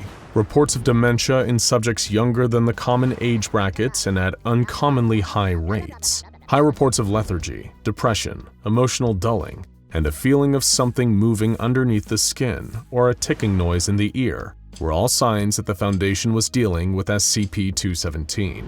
Dr. Gears was already familiar with the disease, having worked alongside efforts to study it in the past. This was not the first major population area affected by SCP-217, and there surely were more areas up next. Upon arriving and reading the initial reports, Dr. Gears requested to view a subject that the Foundation believed was suffering from SCP-217. When the young woman entered, Gears immediately recognized the signs, the stiff movements, the robotic, monotone voice, and the way that nothing he seemed to say fazed her.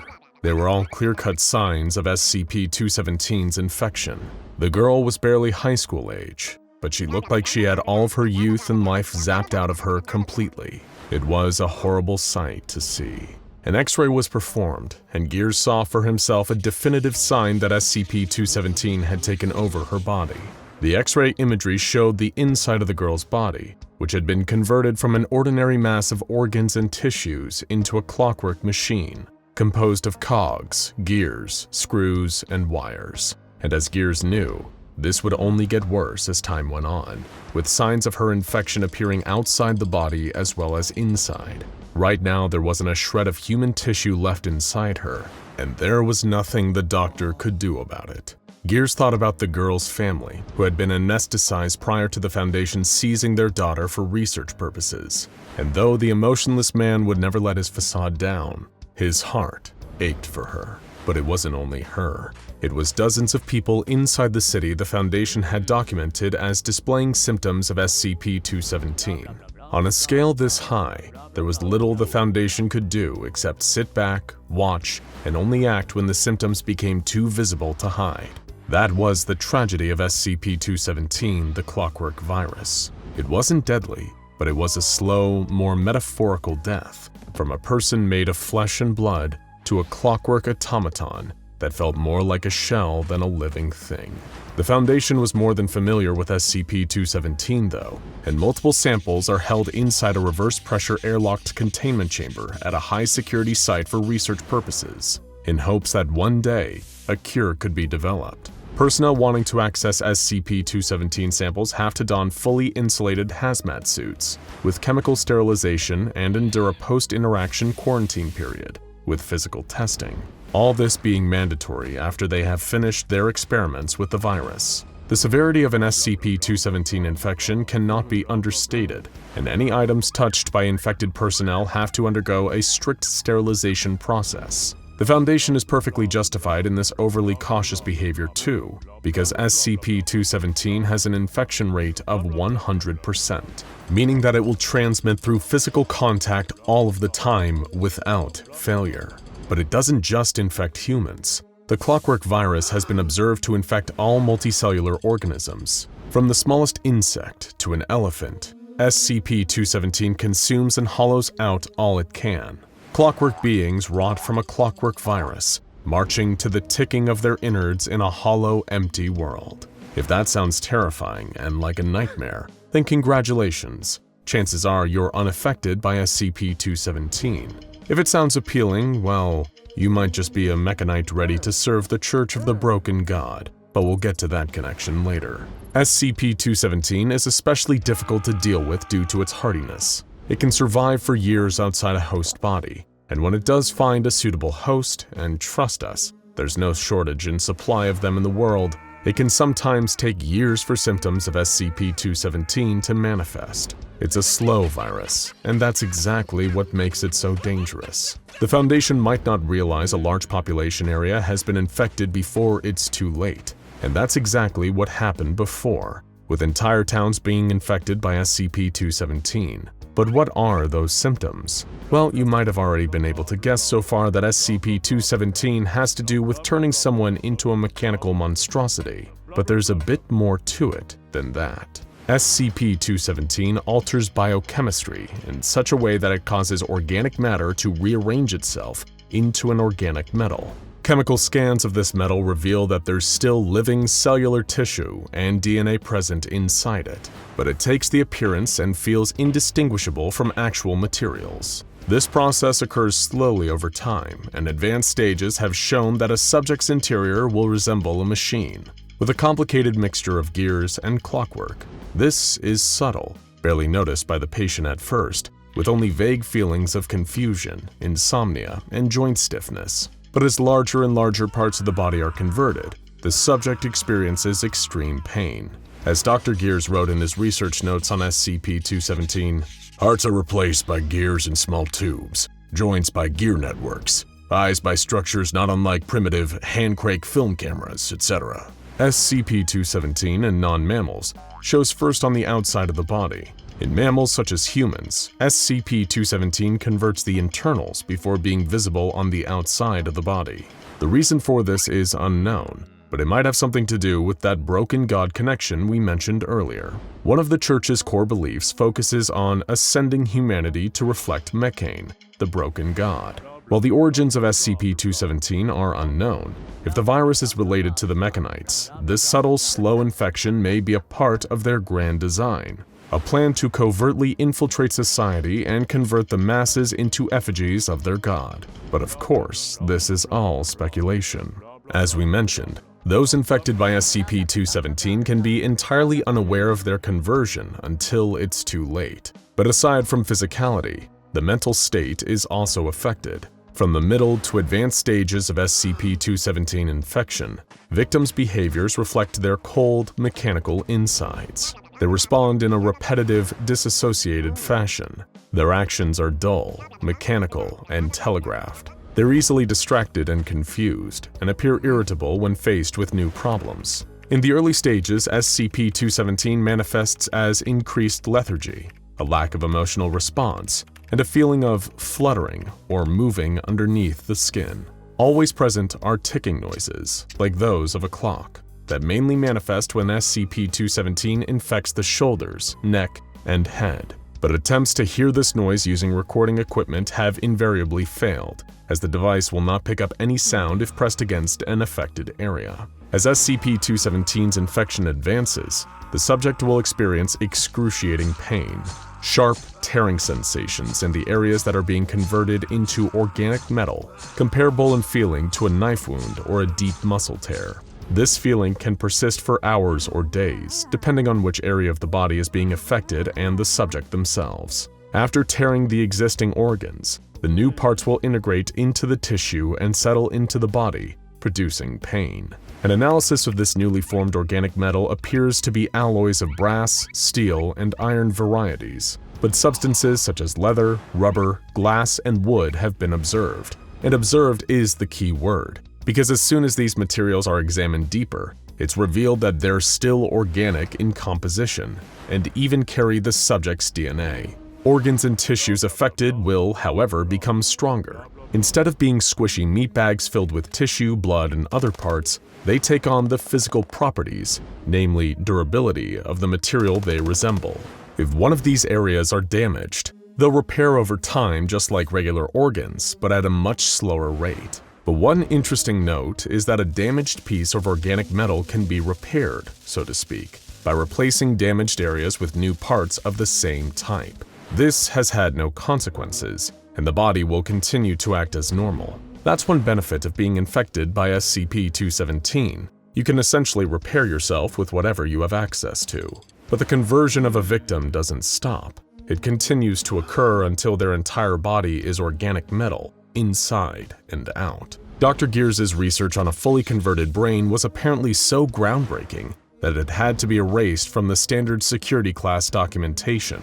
We can only speculate on what it contained. Possibly that connection to the broken god that we're so desperate to make? We don't know. But whatever it was, it hinted at something far larger than what a cursory look at SCP-217 seems to suggest. SCP-217 is truly one of the most dangerous anomalous viruses the Foundation has to deal with, having already infected hundreds of people in various population centers around the world, before containment methods can be properly established. So if you happen to start hearing the sounds of a tick here and a talk there, accompanied by a strange fluttering feeling under your skin, we're sorry to say, there's not much we can do for you now. Actually, nothing. There's nothing we can do. SCP-682 must be destroyed as soon as possible.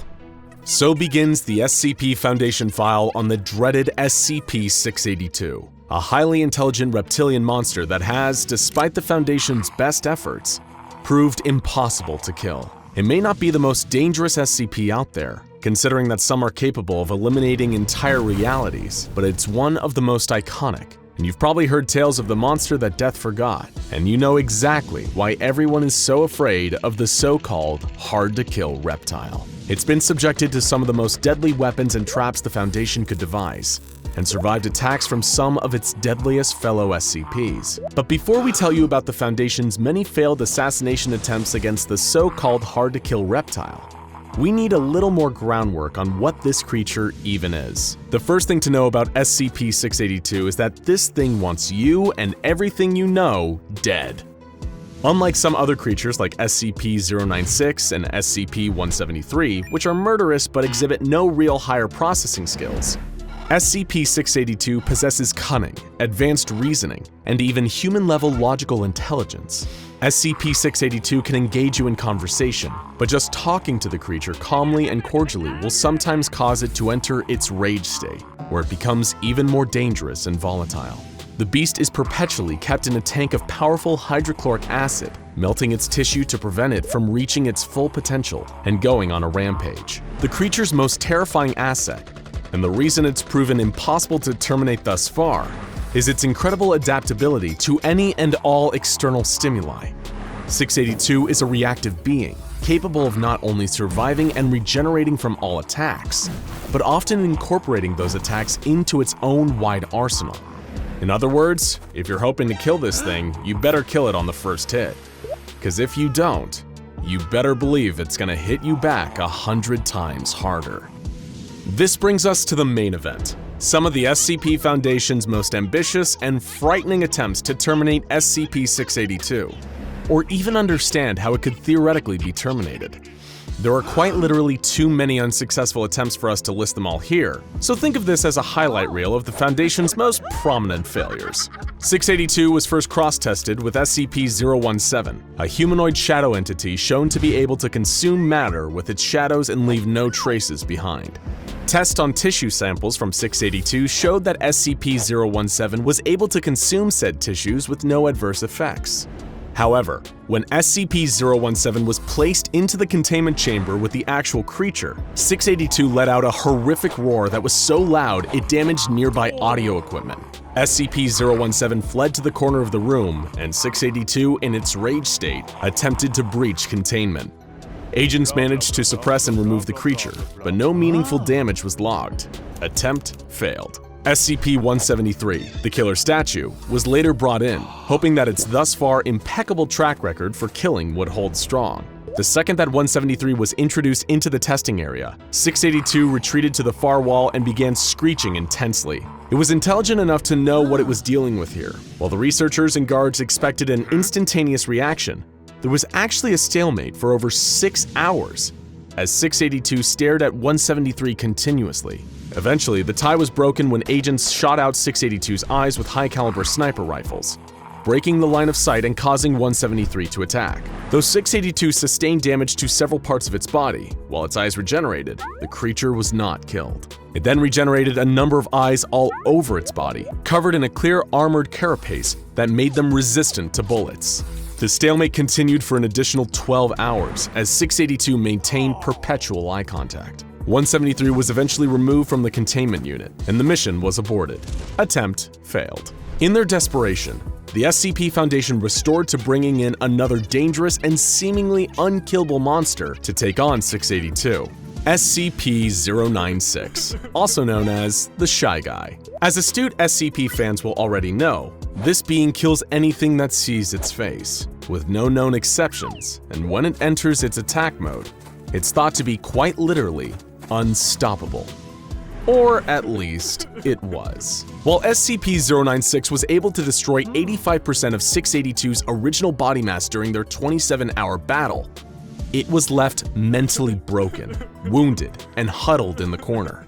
To this day, if ever confronted with SCP-682, the Shy Guy reacts in pure terror, turning away and clawing at its own face. Attempt failed. During a deadly containment breach, SCP-682 also went head-to-head organically with another iconic SCP Hall of Famer, SCP-106, also known as the Old Man. The Old Man and a shape-shifting psionic anomaly known as SCP-953 broke into 682's containment cell. The Old Man pulled both of his fellow anomalous combatants into his pocket dimension to continue the battle on his terms. However, despite losing 67% of his body mass during the ensuing pocket dimension showdown, 682 still prevailed, with the Old Man eventually fleeing back to his cell and 953 being collected and taken away by agents. Once again, SCP-682 continued to hold the title.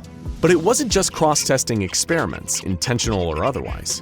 The SCP Foundation's quest to kill 682 led them to a number of more conventional murder methods, all with varying degrees of success. Due to SCP-682's highly adaptive abilities, some methods were discounted from the outset.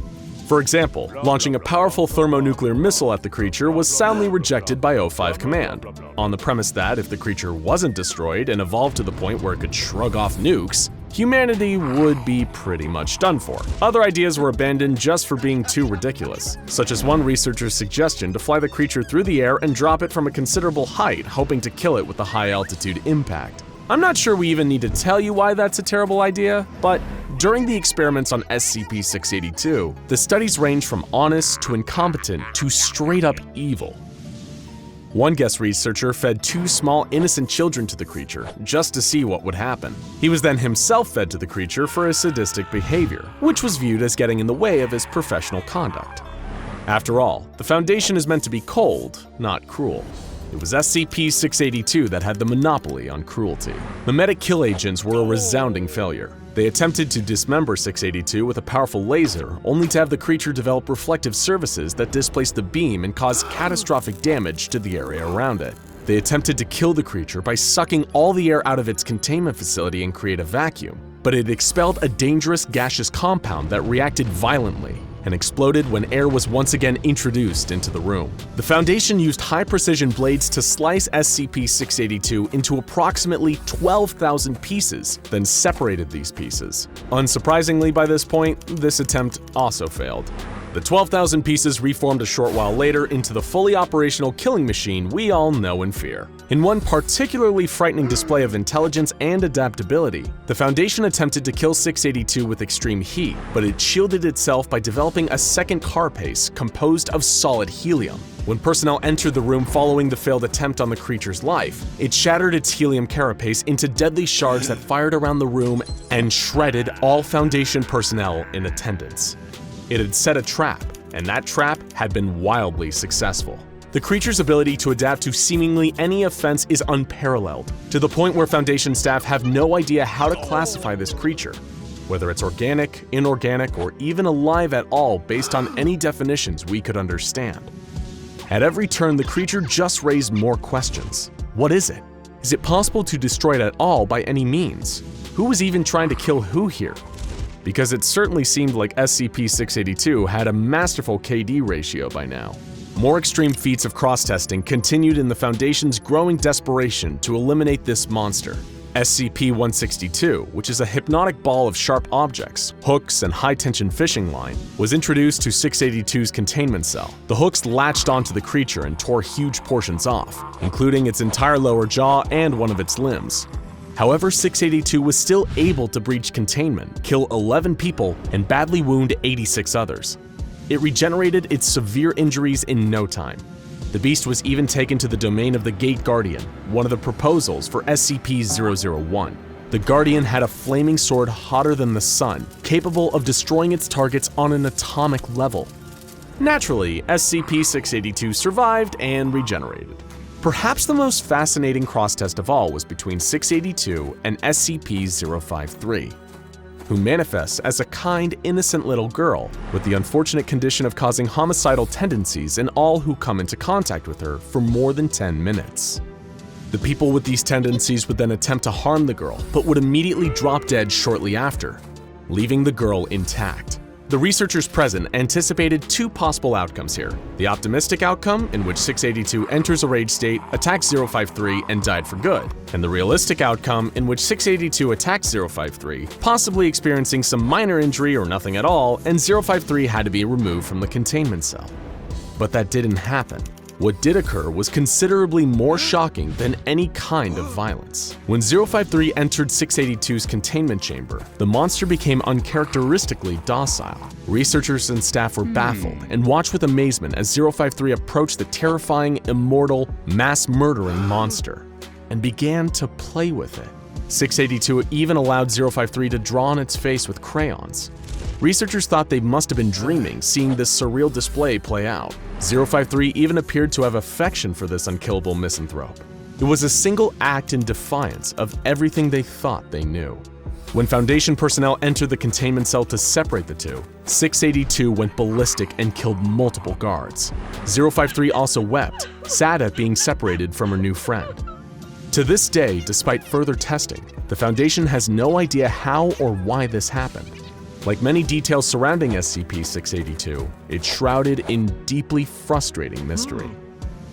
And so the tale of SCP-682 continues, in spite of the Foundation's best efforts.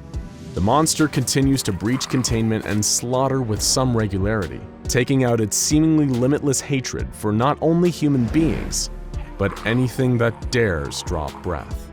Nobody knows where exactly the creature is from, what its true nature is, or why its ability to adapt and regenerate far exceeds any known organism on this planet. Perhaps one day, through enough research and cross-testing, we can someday answer these questions with scientific precision. But until then, we only have one answer. Hatred never dies. It's rare for the SCP Foundation to encounter an anomaly that volunteers information about itself, that seems to actively desire to be studied, to be investigated, to be known. But SCP-082 is one such anomaly.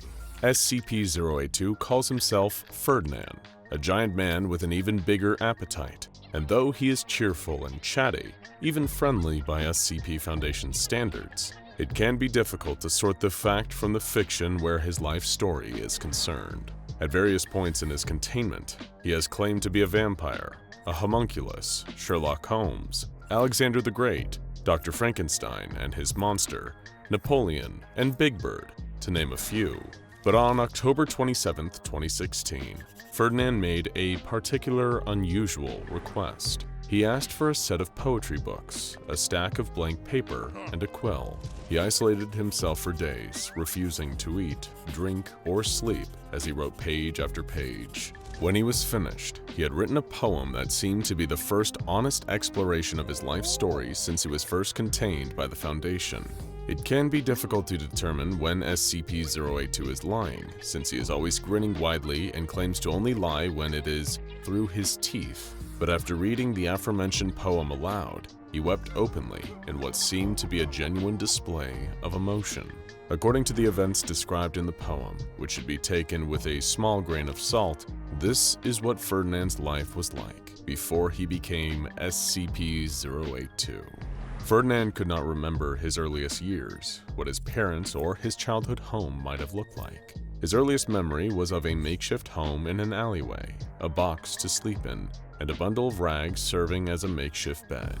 For food, he would steal day-old bread thrown out by a nearby bakery and catch birds and rats that were slow enough for him to grab. Even as a young boy, he was enormous, 3 times the size of other boys his age. His strength and stature made him appealing to the workhouses at first, but they always ended up throwing him out, calling him a monster, le monstre. After the 3rd workhouse chased him into the streets with whips, he resigned himself to a solitary life in the shadows. Down the abandoned alleyways where not even the beggars would go, so overrun were they with rats and filth. It was better for Ferdinand that way. No one would try to mock him, to hurt him, to dispose of the monster once and for all. He spent his days and nights there, in the little alleyway he had turned into a home, keeping as quiet as possible out of fear that he would be discovered by someone with ill intentions. One night, he got his hands on a row of meat tarts left on a windowsill and ate to his heart's content. He slept unusually soundly that night, with a full belly for the first time in a long time, and without knowing it, he must have begun to snore. As the first soft beams of sunlight fell across his face, stirring him from sleep, he heard the sound of a strange man's voice. Perhaps it was someone just passing by on a nearby street, but no. There was a shadow at the end of the alleyway, blocking out some of the light. He retreated out of sight, hoping to avoid detection, but he could see 2 more blurry figures stepping into his vision. All of a sudden, they started running towards him at top speed. This was no accidental encounter. They had spotted him and were targeting him specifically. For what? He didn't want to find out. The giant boy climbed to his feet and tried to run, but the alley was narrow, and the 3 men grabbed hold of each of his arms, while one grabbed his legs and forced him to the ground. Someone stuffed a dirty rag into his mouth, muffling his cries for help, and out of the corner of his eye, he saw the glint of a metal pipe swinging at his head.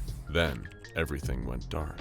When Ferdinand opened his eyes again, all he could see was red, vivid red on all sides. As his vision adjusted, he realized he could see metal bars as well.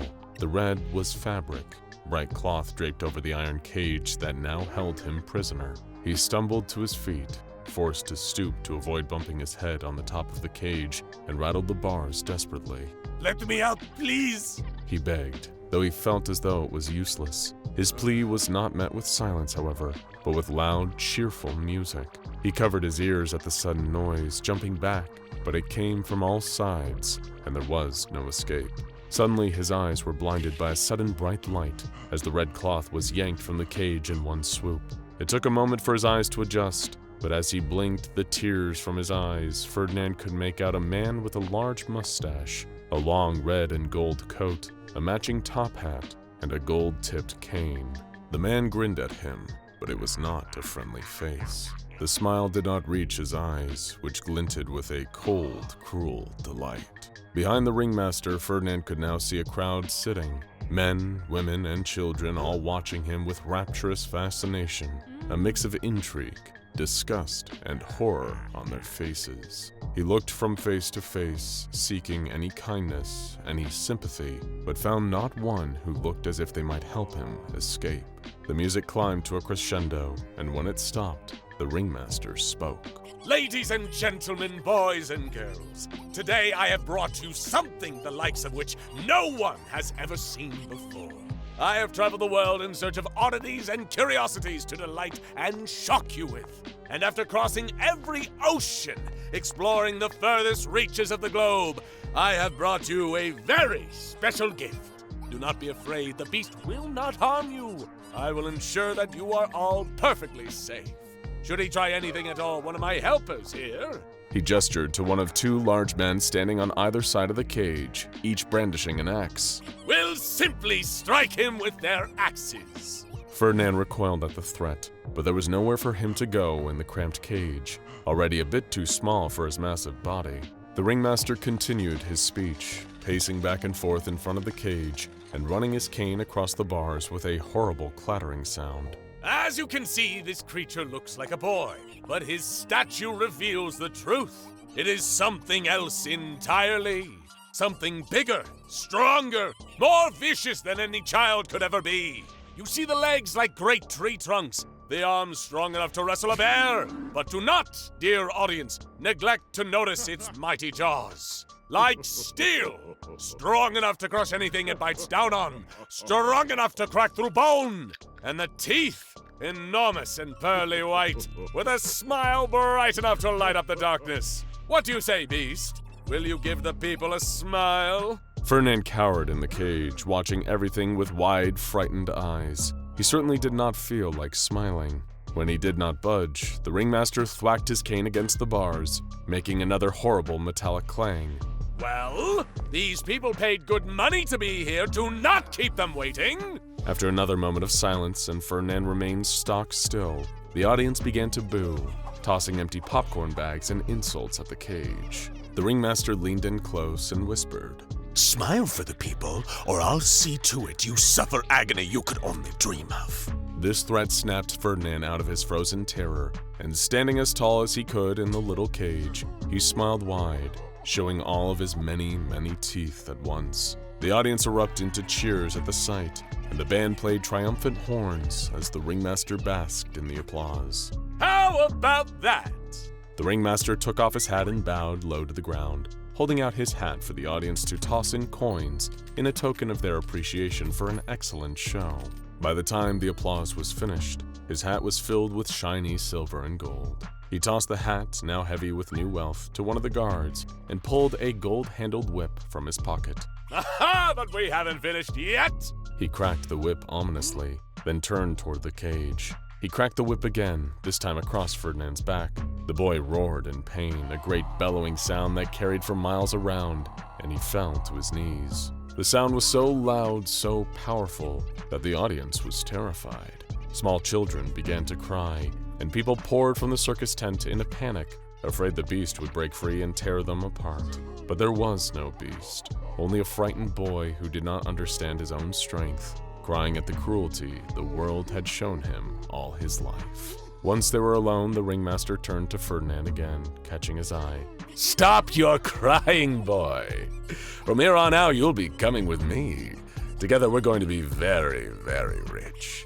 And I will make you a star, whether you want to be one or not.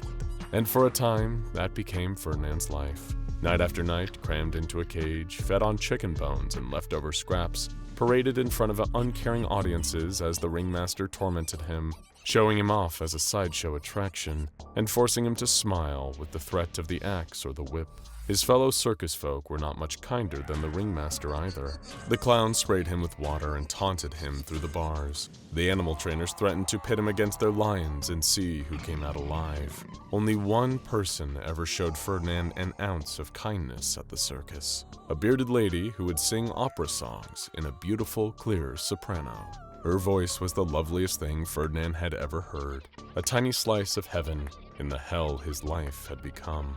Days bled together as the tour went on, a stretch of seemingly endless days and nights, until the day of the last show came. He looked up at the thin slivers of night sky visible through the gaps in the tent, the twinkling of stars just out of reach. What would become of him after the tour ended? What horrors awaited him next? Would he just sit there and take it? Or would he finally do something to bring it all to a close? He flexed his muscles quietly, taking notice of how he had grown over the past few months. Regular feedings, more than he had gotten on the street, had bulked him up considerably.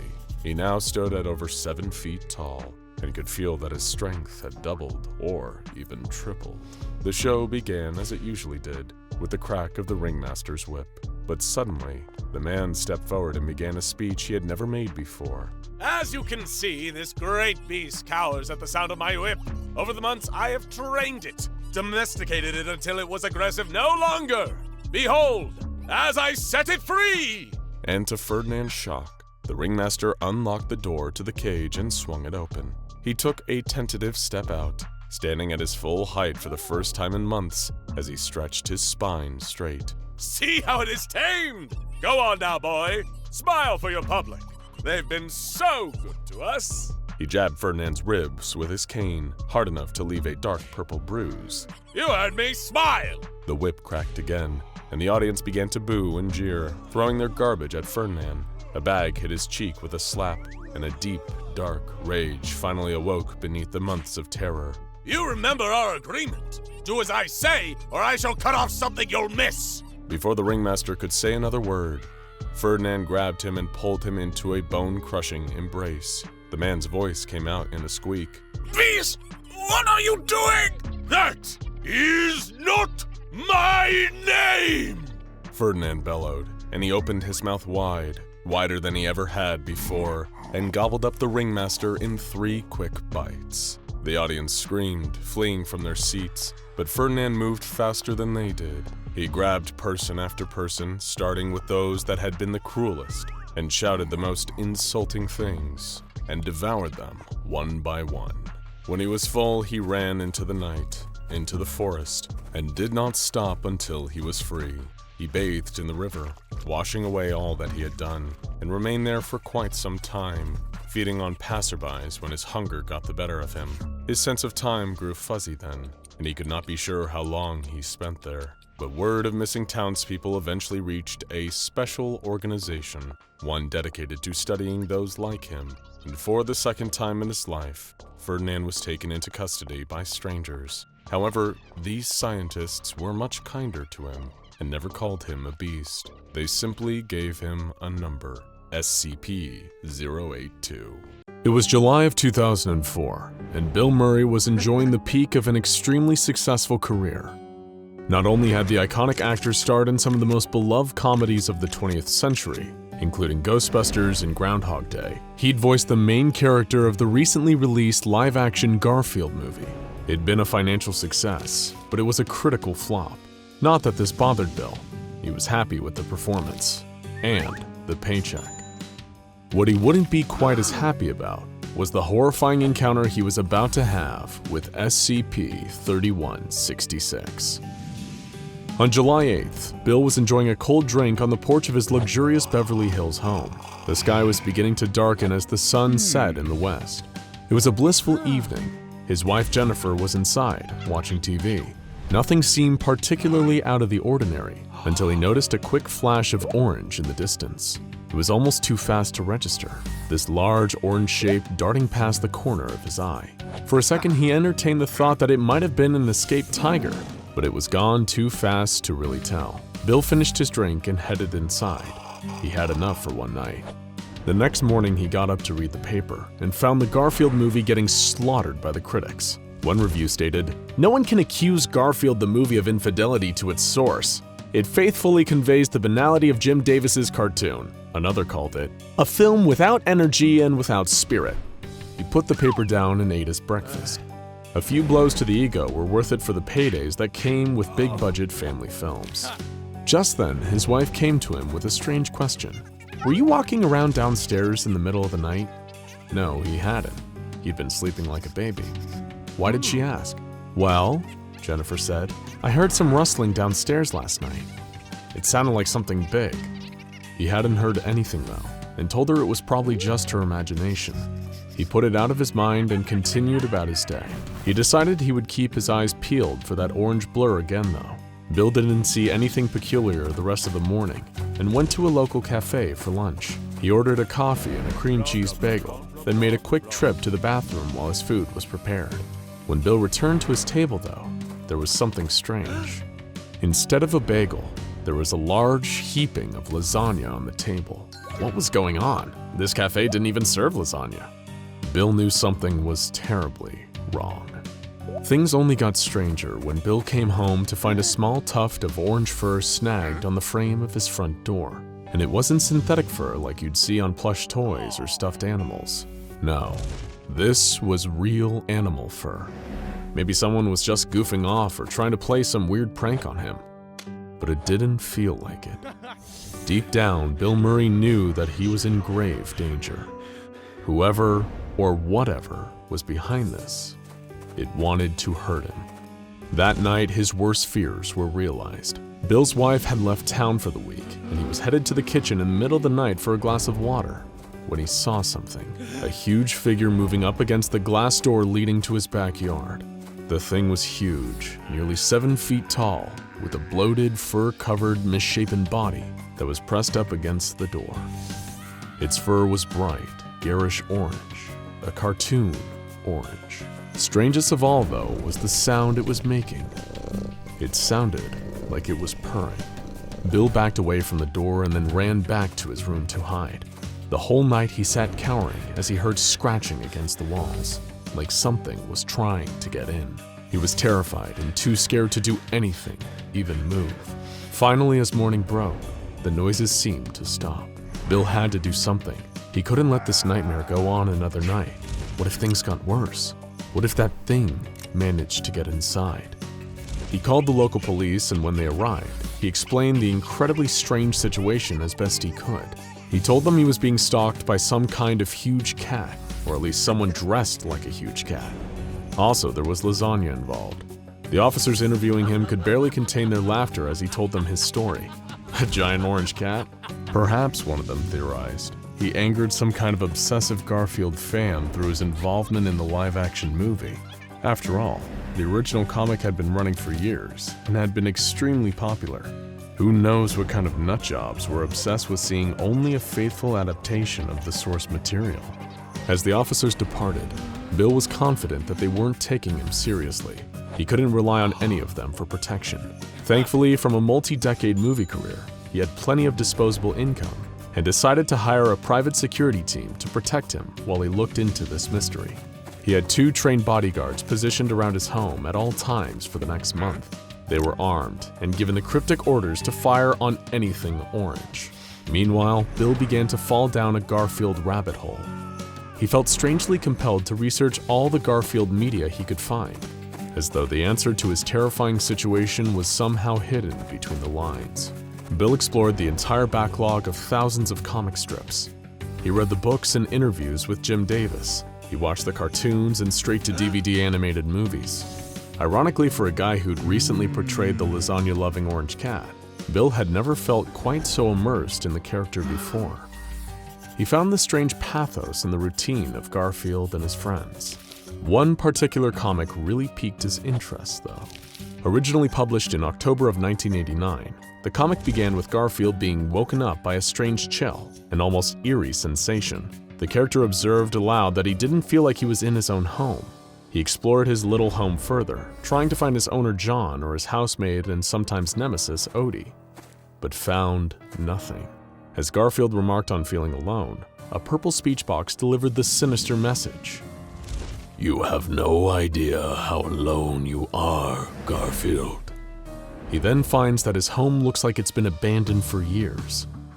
The for sale sign outside is practically ancient. Garfield slowly comes to a horrifying revelation. Everyone really is gone, and his adventures and friends now exist only in his imagination. He's trapped in a prison of his own creation, trying to stave off his endless loneliness, in denial about the reality of his situation. The comic ended with a quote directly from Jim Davis himself saying, "An imagination is a powerful tool. It can tint memories of the past, shade perceptions of the present, or paint a future so vivid that it can entice or terrify, all depending upon how we conduct ourselves today."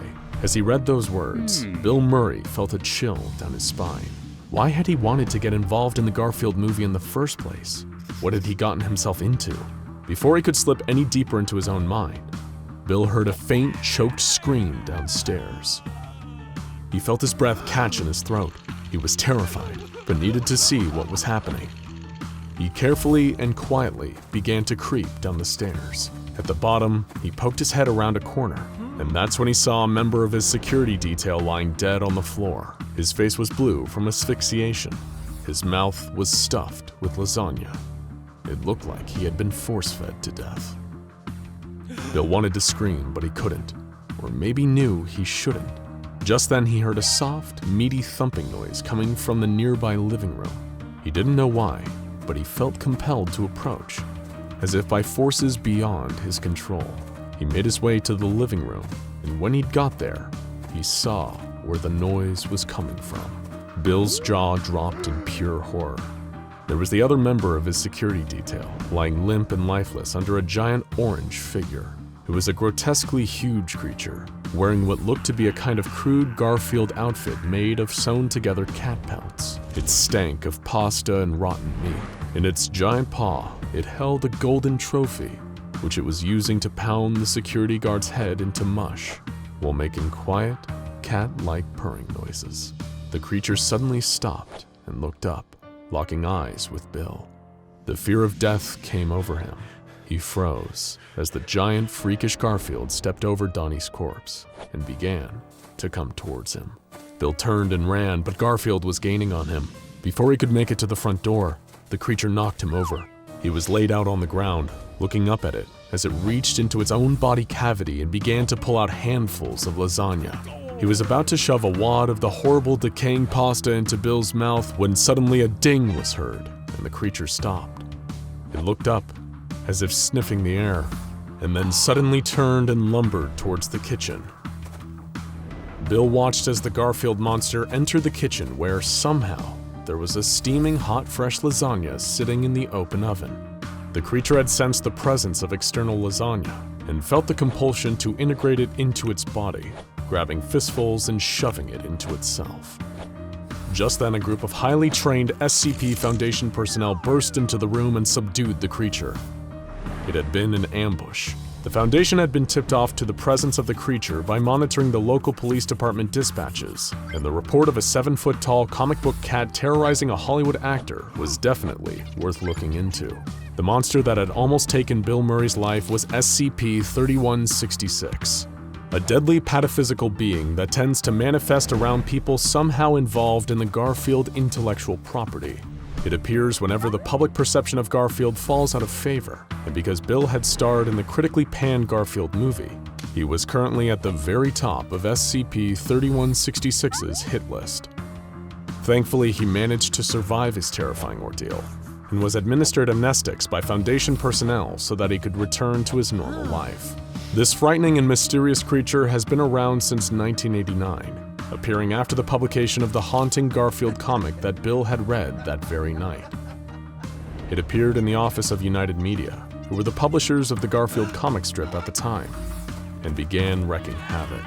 Since then, the creature's manifestation has been a constant threat whenever Garfield loses its popularity or audience. As a result, the Foundation has spent years as the funding source behind all Garfield media, and even planting hypnotic mimetics into the comic strips to ensure that there is always a loyal fan base. The fur is indeed real organic cat fur, albeit an unnaturally orange color, and instead of organs, the creature is filled with lasagna. Worst of all, though, is that testing has revealed that the meat in the lasagna is genetically identical to the flesh of Garfield's creator, Jim Davis. How did this thing come into existence? Perhaps it was Jim's sheer force of imagination that dragged it into being. As he himself said, an imagination is a powerful tool. All in all, it's lucky that Bill Murray was able to survive his encounter and return to his normal life. Well, as normal as life can be for Bill Murray.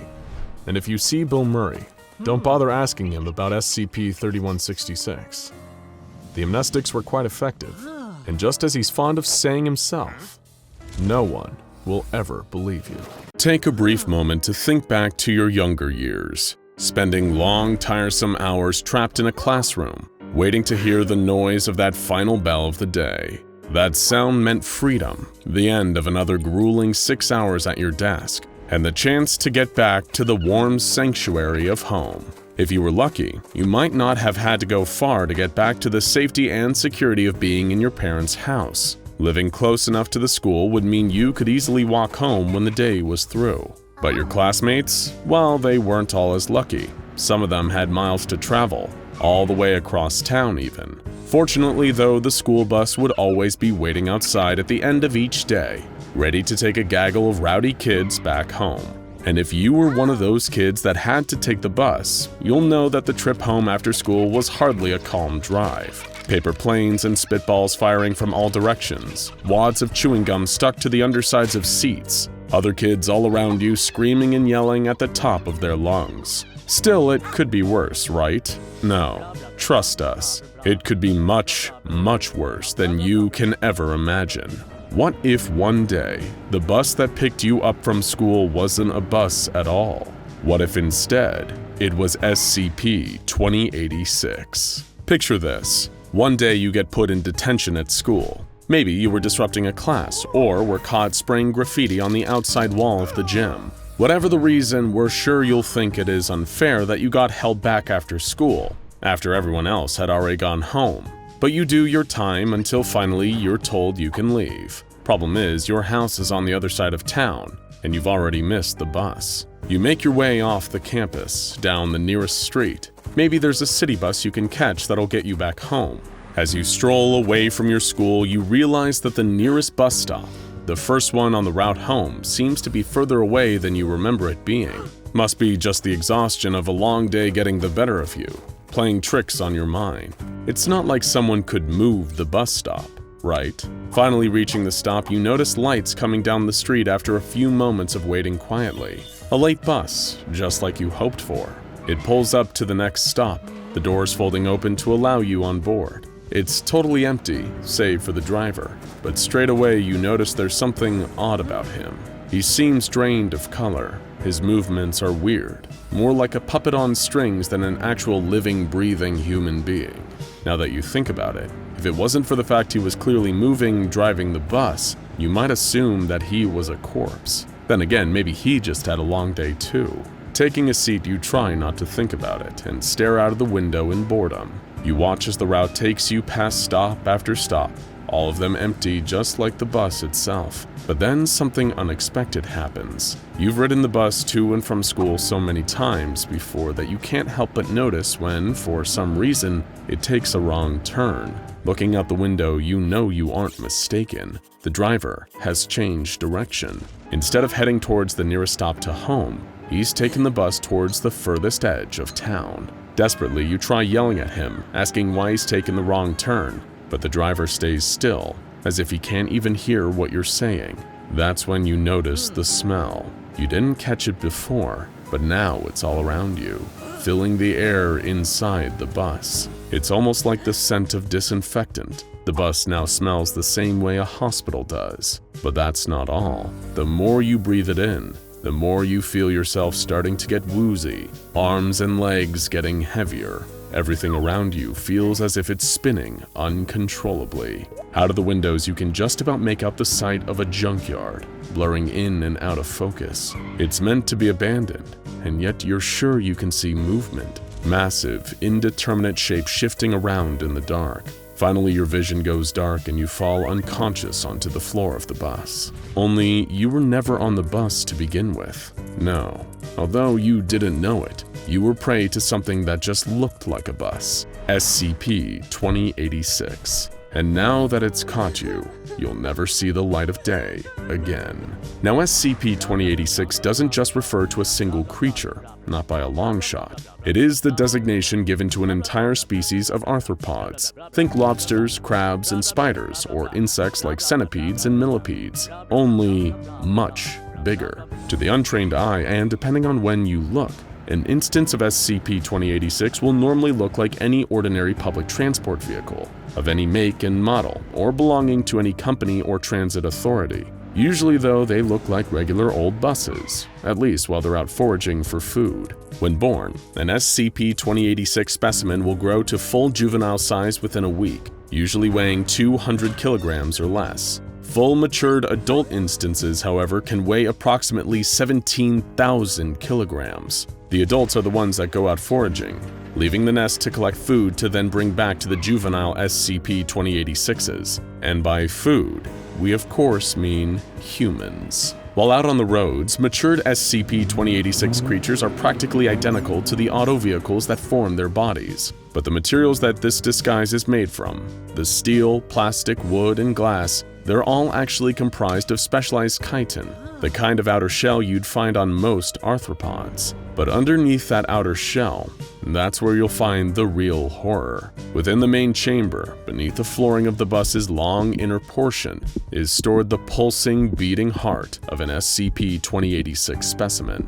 And we don't mean that in a metaphorical sense. If you were to lift up the floorboards of one of these bus-like creatures, you'd see its heart, along with other vital organs like the creature's brain and stomach.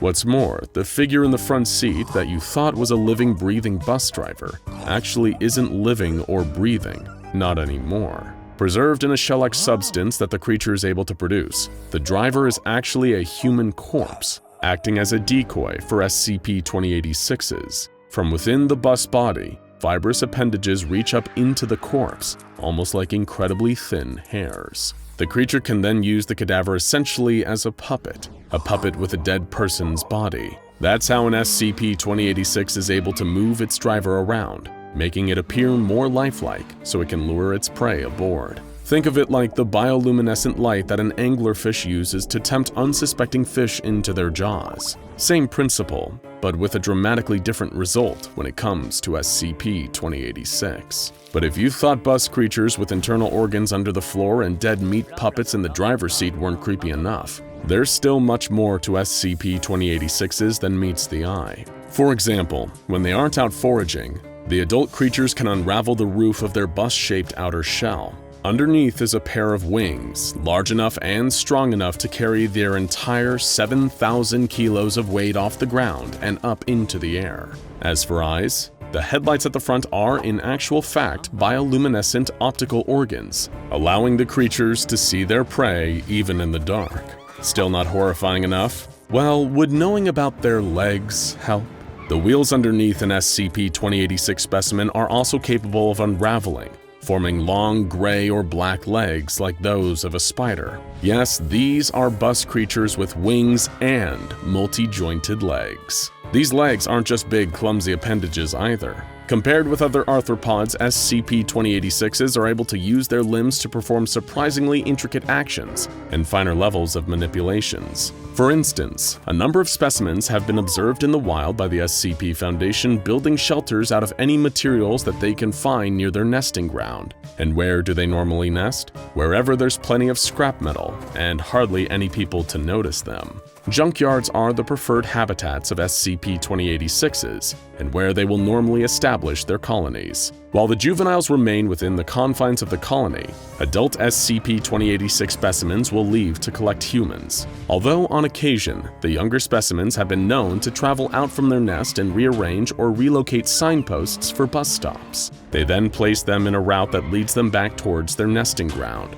It's something worth remembering if your nearest bus stop ever seems to be a little further away from the school than usual. Afterward, the older specimens will travel along the route laid out by the juvenile SCP-2086s, picking up any human passengers that they find waiting at the relocated bus stops. They have to choose their moments wisely, with people boarding and disembarking from the bus usually every few stops. Once an SCP-2086 has as many humans on board as it can carry, with the certainty it won't lose any at the upcoming stop, it secretes a substance similar to chloroform. This fills the inner chamber of the bus, causing that noxious smell, like hospital disinfectant. The chloroform-like substance incapacitates all the passengers on board, rendering them unconscious and readying them to be taken back to the local SCP-2086 colony. Once the adult SCP-2086 has arrived at the junkyard, the juveniles will descend on it. Given their much smaller size, they will climb inside the mature specimen and forcibly remove each and every human passenger it is carrying within. Then comes the truly nasty part: feeding time. Each juvenile SCP-2086 will force their captive human through an orifice that is located under the front hood of their vehicle's shell. This sphincter, a circular formation of muscle that can expand and contract to perform a bodily function, is connected to where the steering wheel is found on an adult SCP-2086. The younger creatures will push their human prey through the sphincter, consuming them.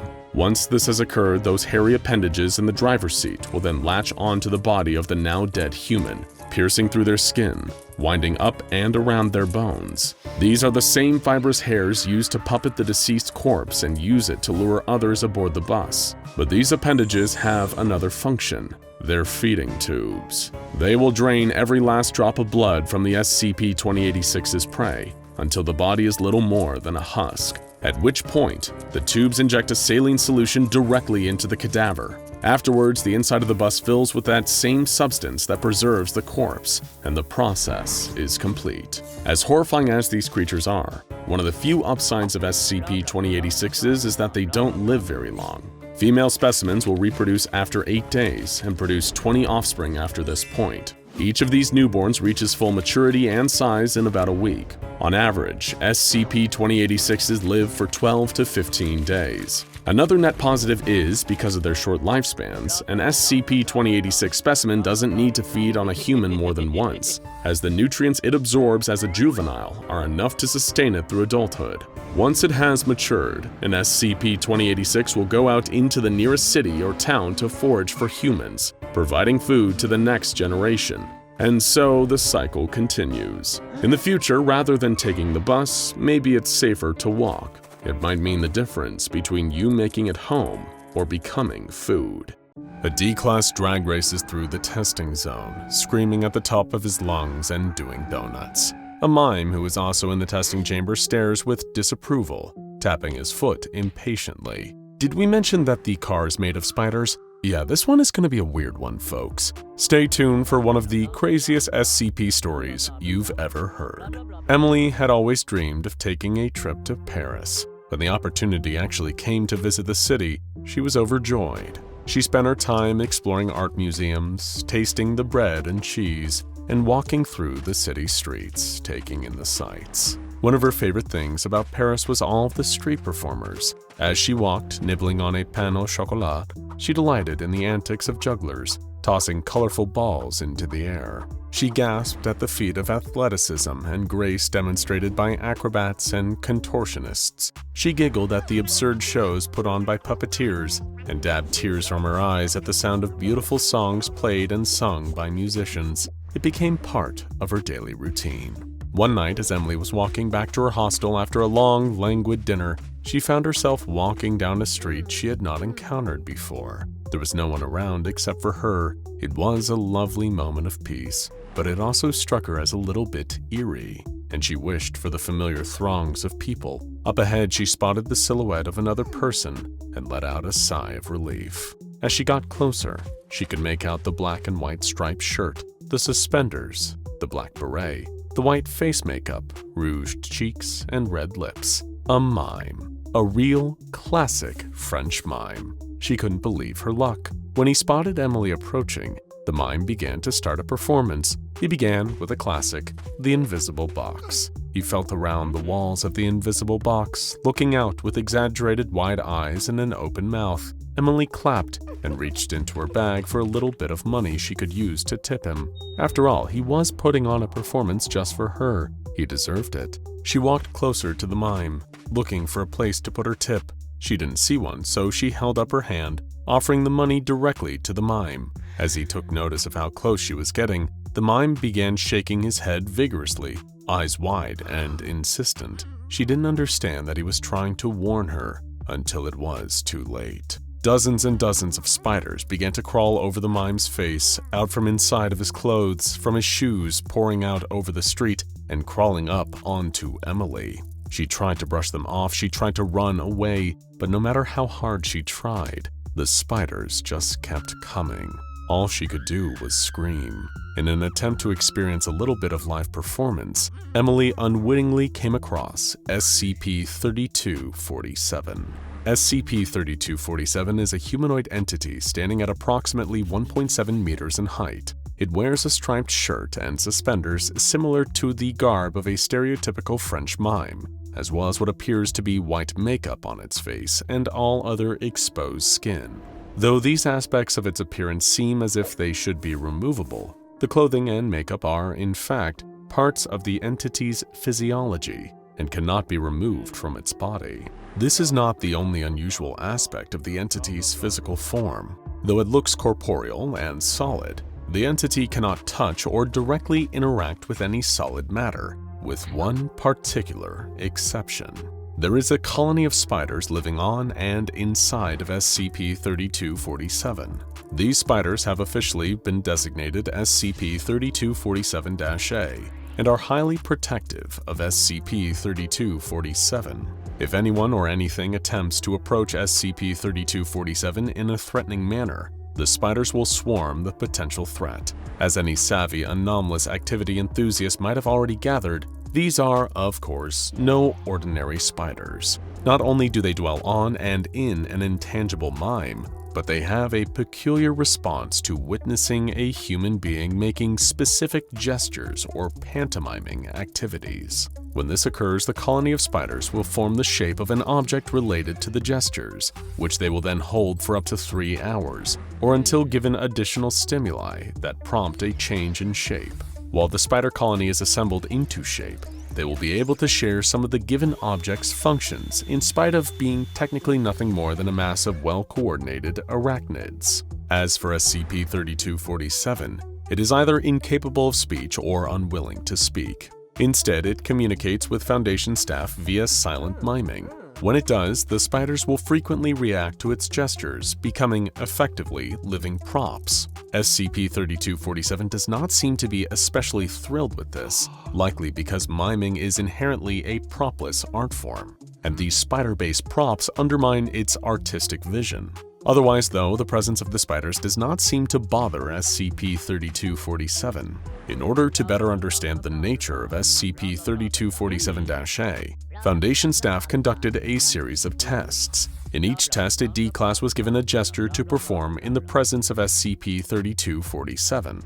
Then, the research staff would record the spider colony's response. During the first test, the research staff ordered D-11424 to attempt to get as close to SCP-3247 as possible. They did not, of course, warn him about the spiders. He entered the testing chamber and approached the mime, who was pantomiming the act of climbing stairs. As the mime pretended to ascend an invisible staircase and D-11424 grew closer, instances of SCP-3247-A emerged to take the shape of a staircase, much to the mime's frustration.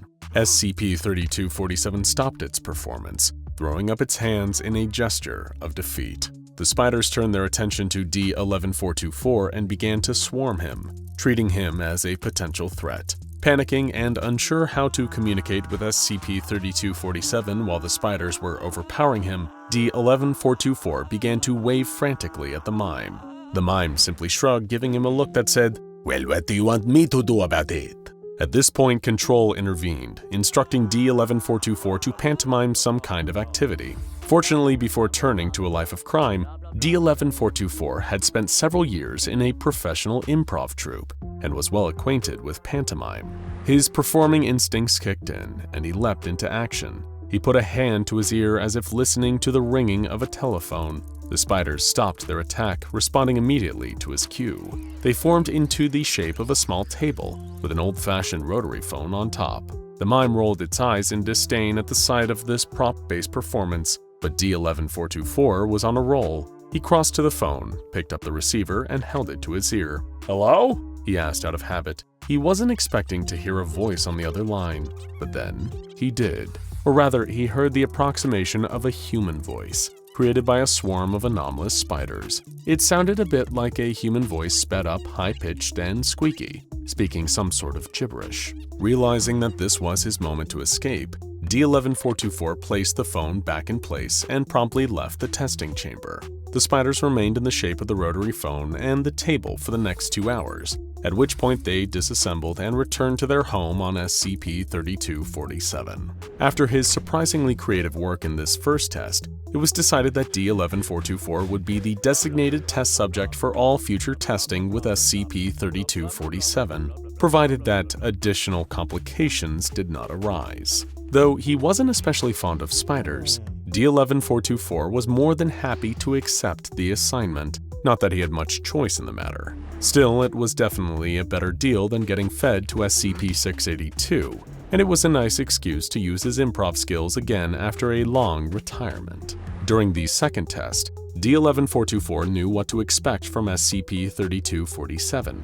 For this test, he was told to pantomime playing tug-of-war with an invisible opponent and an invisible rope. Now that he knew his improvisational scene partner would be a colony of spiders, he was able to enter the testing chamber with confidence. Once inside, he began to pantomime, pulling on a rope, having that rope tugged away from him by a strong opponent, and struggling to pull back. The spiders reacted right away, arranging themselves into the shapes of a long rope, one side of which was in D11424's hands, as well as a large humanoid, vaguely muscular in shape, that was holding the other side of the rope. The spiders gave the rope a sharp tug, causing D11424 to lose his balance and fall over, the rope slipping out of his grasp. Aside from some injury to his pride, he was otherwise unharmed. During test number 3, D11424 was instructed to enter the testing chamber and close his fist, while extending the thumb and index finger in a gesture colloquially known as finger guns. Sure enough, as soon as he assumed this position, the spiders assembled into the shape of a handgun. D11424 was then instructed to pick up the spider gun and squeeze the place where the trigger would be if it was a real gun and not, spiders. A loud cracking sound was heard when the D-class squeezed, as a spider shot out of the barrel of the gun at high speed before smacking into the nearby wall, leaving a small hole in the surface. D11424 fired several more times, each shot firing an individual spider at a pace that attending researchers described as faster than a speeding bullet. After firing 6 rounds of spiders at the wall, D11424 was instructed to place the spider gun back on the ground. During test number 76, D11424 was ordered to hold his hands together and wiggle 4 fingers on each hand, effectively pantomiming a spider. The research team was curious to see what the spiders would do when presented with a shape that matched their usual unassembled form. SCP-3247, who generally did not react much to the experiments on its spiders, began shaking its head in mild disappointment as approximately 640 spiders emerged from its body, dividing themselves into groups of 8. Each group of 8 spiders then joined to form one large spider, leaving 8 spiders. These 8 then split into pairs, who joined together into one larger spider, and so on and so forth until there was one single giant spider made from the hundreds of smaller spiders. At this point, D11424 followed his heart, jumping onto the mega spider's back and riding it like a bull at the rodeo, as the spider bucked and ran back and forth across the room. According to official transcripts, D11424 yelled "Yee-haw" throughout this part of the test, until the head researcher ordered him to climb down from the spider and exit the room. He was reprimanded for his behavior and warned that if he acted without approval again, he would be taken off the project and reassigned to a much less enjoyable position as one of the designated eyes on SCP-173. D11424 immediately agreed to comply with future instructions. During test number 133, D11424 was sent into the testing chamber and told to shadowbox. He danced back and forth across the cell, doing his best Sylvester Stallone impression and throwing punches in the general direction of the spiders. In response, approximately 3,000 spiders poured out of SCP-3247, assembling into the shadowy shape of a boxer, and began to attack D11424. The mass of spiders conducted itself at the level of a professional boxer, dodging D11424's hits before coming back at him with a jab, cross, lead uppercut, and rear uppercut before he could defend himself. D11424 fell to the ground unconscious, and guards were forced to interrupt the test in order to remove him from the room and take him to the infirmary for medical treatment. After taking some time to recuperate, D11424 returned to testing with SCP-3247-A. He was instructed to mime steering a wheel, such as that of a car. Immediately, a number of spiders previously unseen during testing emerged from SCP-3247, arranging themselves into the shape of a sedan. D11424 was then commanded to climb inside of the spider car and see if he could start it. He refused, insisting, "I'm not getting in a spider car, are you nuts?" When pressed by Control to comply with orders, he made a rude hand gesture. I'll let you guess what that was. The spiders began to scramble to reassemble themselves in response to the changed gesture, prompting Control to stop the test early to spare the researchers' sensibilities. With strict guidelines to avoid inappropriate or violent gestures, D11424 was sent back into the testing chamber with instruction to try out a variety of animal-inspired gestures in rapid succession. He formed one hand into a fist and made a peace sign with the other hand, putting them together to make a snail. As he made his hand snail crawl through the air, the spiders crawled onto the floor and assembled into the shape of a snail in front of D11424. Though the spiders moved quickly, at their usual scuttling pace, once they formed into the snail, they slowed to a gradual creep. D11424 noted a shiny, slimy trail left behind on the floor as the spider snail moved. He was asked to consider touching it, but refused, simply stating, "Ew, no." Next, he took his hands and formed the shape of a wolf's head howling at the moon. The research staff were curious to see if the spiders would form a wolf's head or the animal's entire body. They got their answer as the spiders swarmed and shifted, forming the shape of a full-sized gray wolf. The wolf padded back and forth across the room before sitting down, lifting its head, and emitting an audible howl that sounded almost indistinguishable from the real thing. Next, D11424 crossed his thumbs over each other, fluttering hands like a pair of wings. The spiders separated into smaller groups and came together to form butterflies similar in size to a monarch. These spider butterflies began to flap their wings and, much to D11424's surprise, they took flight and swirled through the air around him. The D-Class was so moved by the beautiful sight that he shed a single tear, which he promptly wiped away out of embarrassment. Control then prompted him to try the next animal gesture. D11424 used his hands to form the shape of a rabbit. Several of the spiders crawled away, returning to SCP-3247, and the remaining spiders took on the form of a rabbit. The spider rabbit hopped realistically around the room, twitching its ears and tail. At this point, D11424 was instructed to offer the spider rabbit a carrot. He produced a carrot from his pocket, holding it out in front of him. The spider rabbit hopped over to him and, one crunch at a time, began to eat the carrot until none remained. D11424 appeared shaken up and asked to leave the testing chamber. As he followed all of his instructions, this request was granted. When he exited the chamber, all he would say was, "Where the hell did the carrot go? It doesn't have a stomach, it doesn't have a mouth, where did it go?" SCP-3247 is kept in an isolated chamber located in the arachnid wing of Area 12. It does not appear to require food or rest, but it has been provided with a television and a collection of silent films for morale purposes. Instances of SCP-3247-A are fed via a fully automated system that dispenses 20 grams of live crickets every week. Should a containment breach occur, staff have been instructed to find a way to make escaped spiders take on the shape that renders them motionless, then simply pick the spider cluster up and place it back inside of the cell. It is unlikely that the Foundation will ever get an explanation for where the intangible Mime and his merry band of spider performers originated from. But one thing is clear, they won't be performing in public again anytime soon. We've all heard of the Led Zeppelin song Stairway to Heaven, a title that invokes the image of a stairway leading up to a land of peace and paradise. But where else could a stairway lead? To a dusty attic full of old photo albums? To the upper level of a mall where the movie theater and frozen yogurt shop are neatly situated? Perhaps it leads to a rooftop with a beautiful view.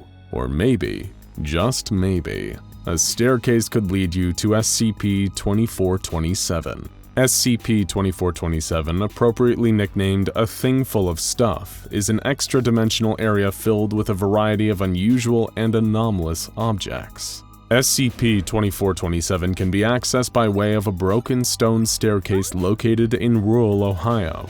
According to local legend, carrying a sprig of hemlock up the broken stairs will allow a person to emerge into a mysterious grass clearing that appears to be in a forest somewhere in the United States. No matter what time a person ascends the staircase, the solar time in the clearing will always be 2 p.m. You know how people say it's 5 o'clock somewhere? Well, it's 2 o'clock somewhere too, and that somewhere is here. The pocket dimension that is SCP-2427 is thought to have been a holding area for weapons, prisoners, and artifacts belonging to an ancient cult known as the Brazen Heart. Little is known about this relatively obscure cult, other than the fact that they worship the demonic entity Moloch, a known enthusiast of violent human sacrifice, and were previously thought to have been eradicated during the Spanish Inquisition. The existence of SCP-2427 suggests that they are very much not eradicated, and are still active. They refer to these holding areas as attics, and though no confirmed members of the Brazen Heart have been contacted, it is considered possible that there are at least a handful of other attics hidden around the world. The Foundation has identified 7 anomalous objects inside of SCP-2427 so far, each strange in its own beautiful, though often terrible way. Like snowflakes, if they were capable of killing or maiming you. The first object in SCP-2427, aka SCP-2427-1, is a seemingly normal fire hydrant. However, if you think there's anything normal about the items found here, then you haven't been paying attention. The hydrant is made out of lead, and when opened, it expels high levels of ionized radiation.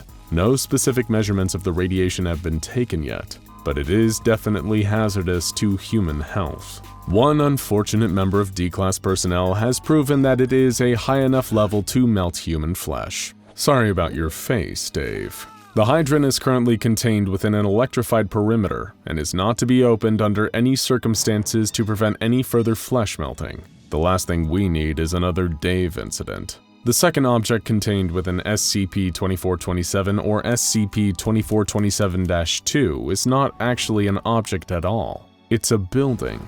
Only on number 2 and we're already throwing curveballs at you. Trust no one. Surprises lurk around every corner. This particular building resembles a large multi-storied sanitarium built in the 1860s. Though it is clear from the outside that the building has or should have multiple stories, the inside is a different matter. Past the building's front doors is a non-Euclidean space consisting of a single floor and 3 sparsely decorated rooms with one central foyer. The first room is the holding place for SCP-2427-3. The second contains SCP-2427-4, and the third room contains nothing except scattered religious documents, bottled water, and a selection of canned food. No unauthorized staff are permitted to enter the building, in order to minimize complications or potential employee casualties. The first 2 anomalies on this list are hardly even strange by SCP Foundation's standards. Sure, the hydrant can melt your face, and the building defies the laws of physics and space, but that's just a regular Tuesday around these parts. Been there, seen that. What else you got? Well, SCP-2427-3 is where things really get strange. If you're wandering through the bowels of SCP-2427-2 and you make a wrong turn into the first room, you will find yourself face to face with a startling sight.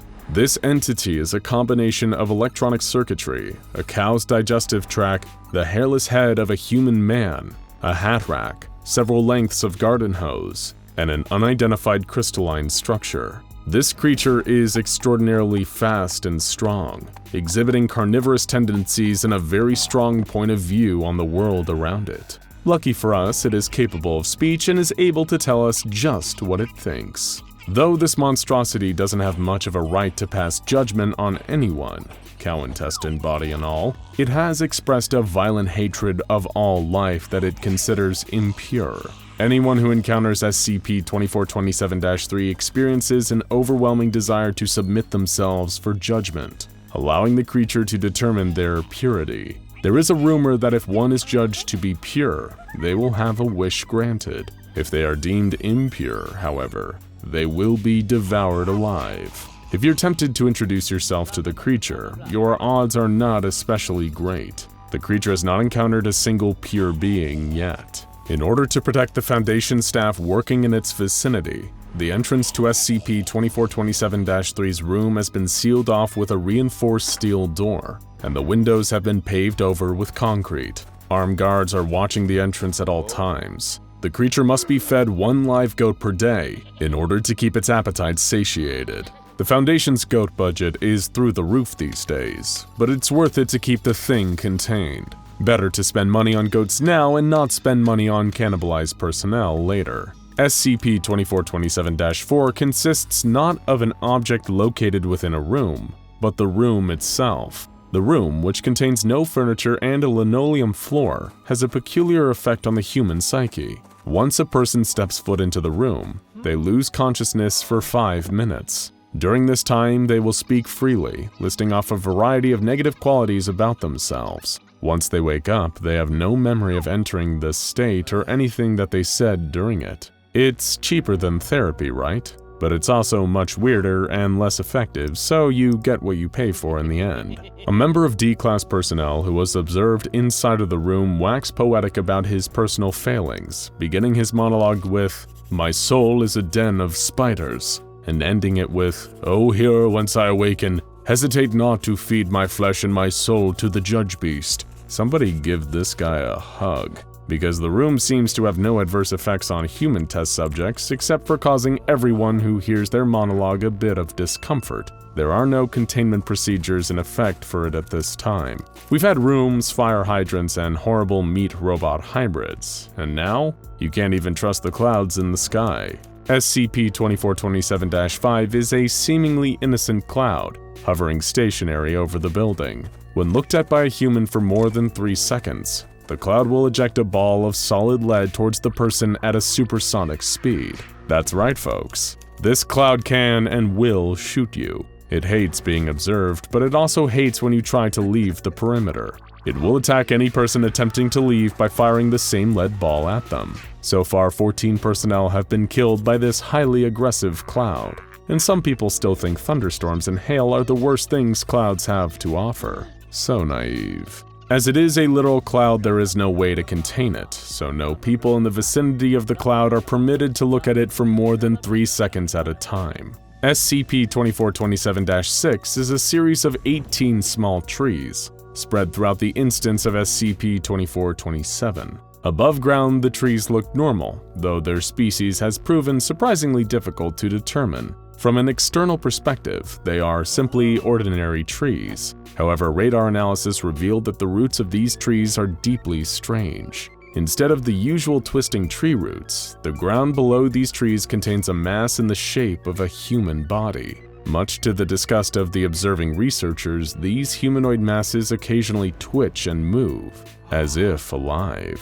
The trees themselves appear to be growing from the crotch area of each humanoid figure. How's that for morning wood? I know, I get it, bad joke. This arrangement between tree and person seems to be some kind of punishment, as each tree is marked with a plaque reading, "The lecherous suffer what they must, and it is beautiful." Until it can be certain that the condition of these human roots is not contagious, these trees are to be treated as potential biohazards and isolated in individual containers. The final object in SCP-2427 currently categorized by the Foundation is SCP-2427-7. SCP-2427-7 is a pile of ashes and wood located just behind a posted sign that reads, "The Liar's Cradle." Extensive testing has been established that the Liar's Cradle was almost certainly used as a torture device in interrogations performed by the Brazen Heart. A person standing within the boundaries of the cradle, which encompasses the aforementioned circle of wood and ashes, is unable to lie without suffering the consequences.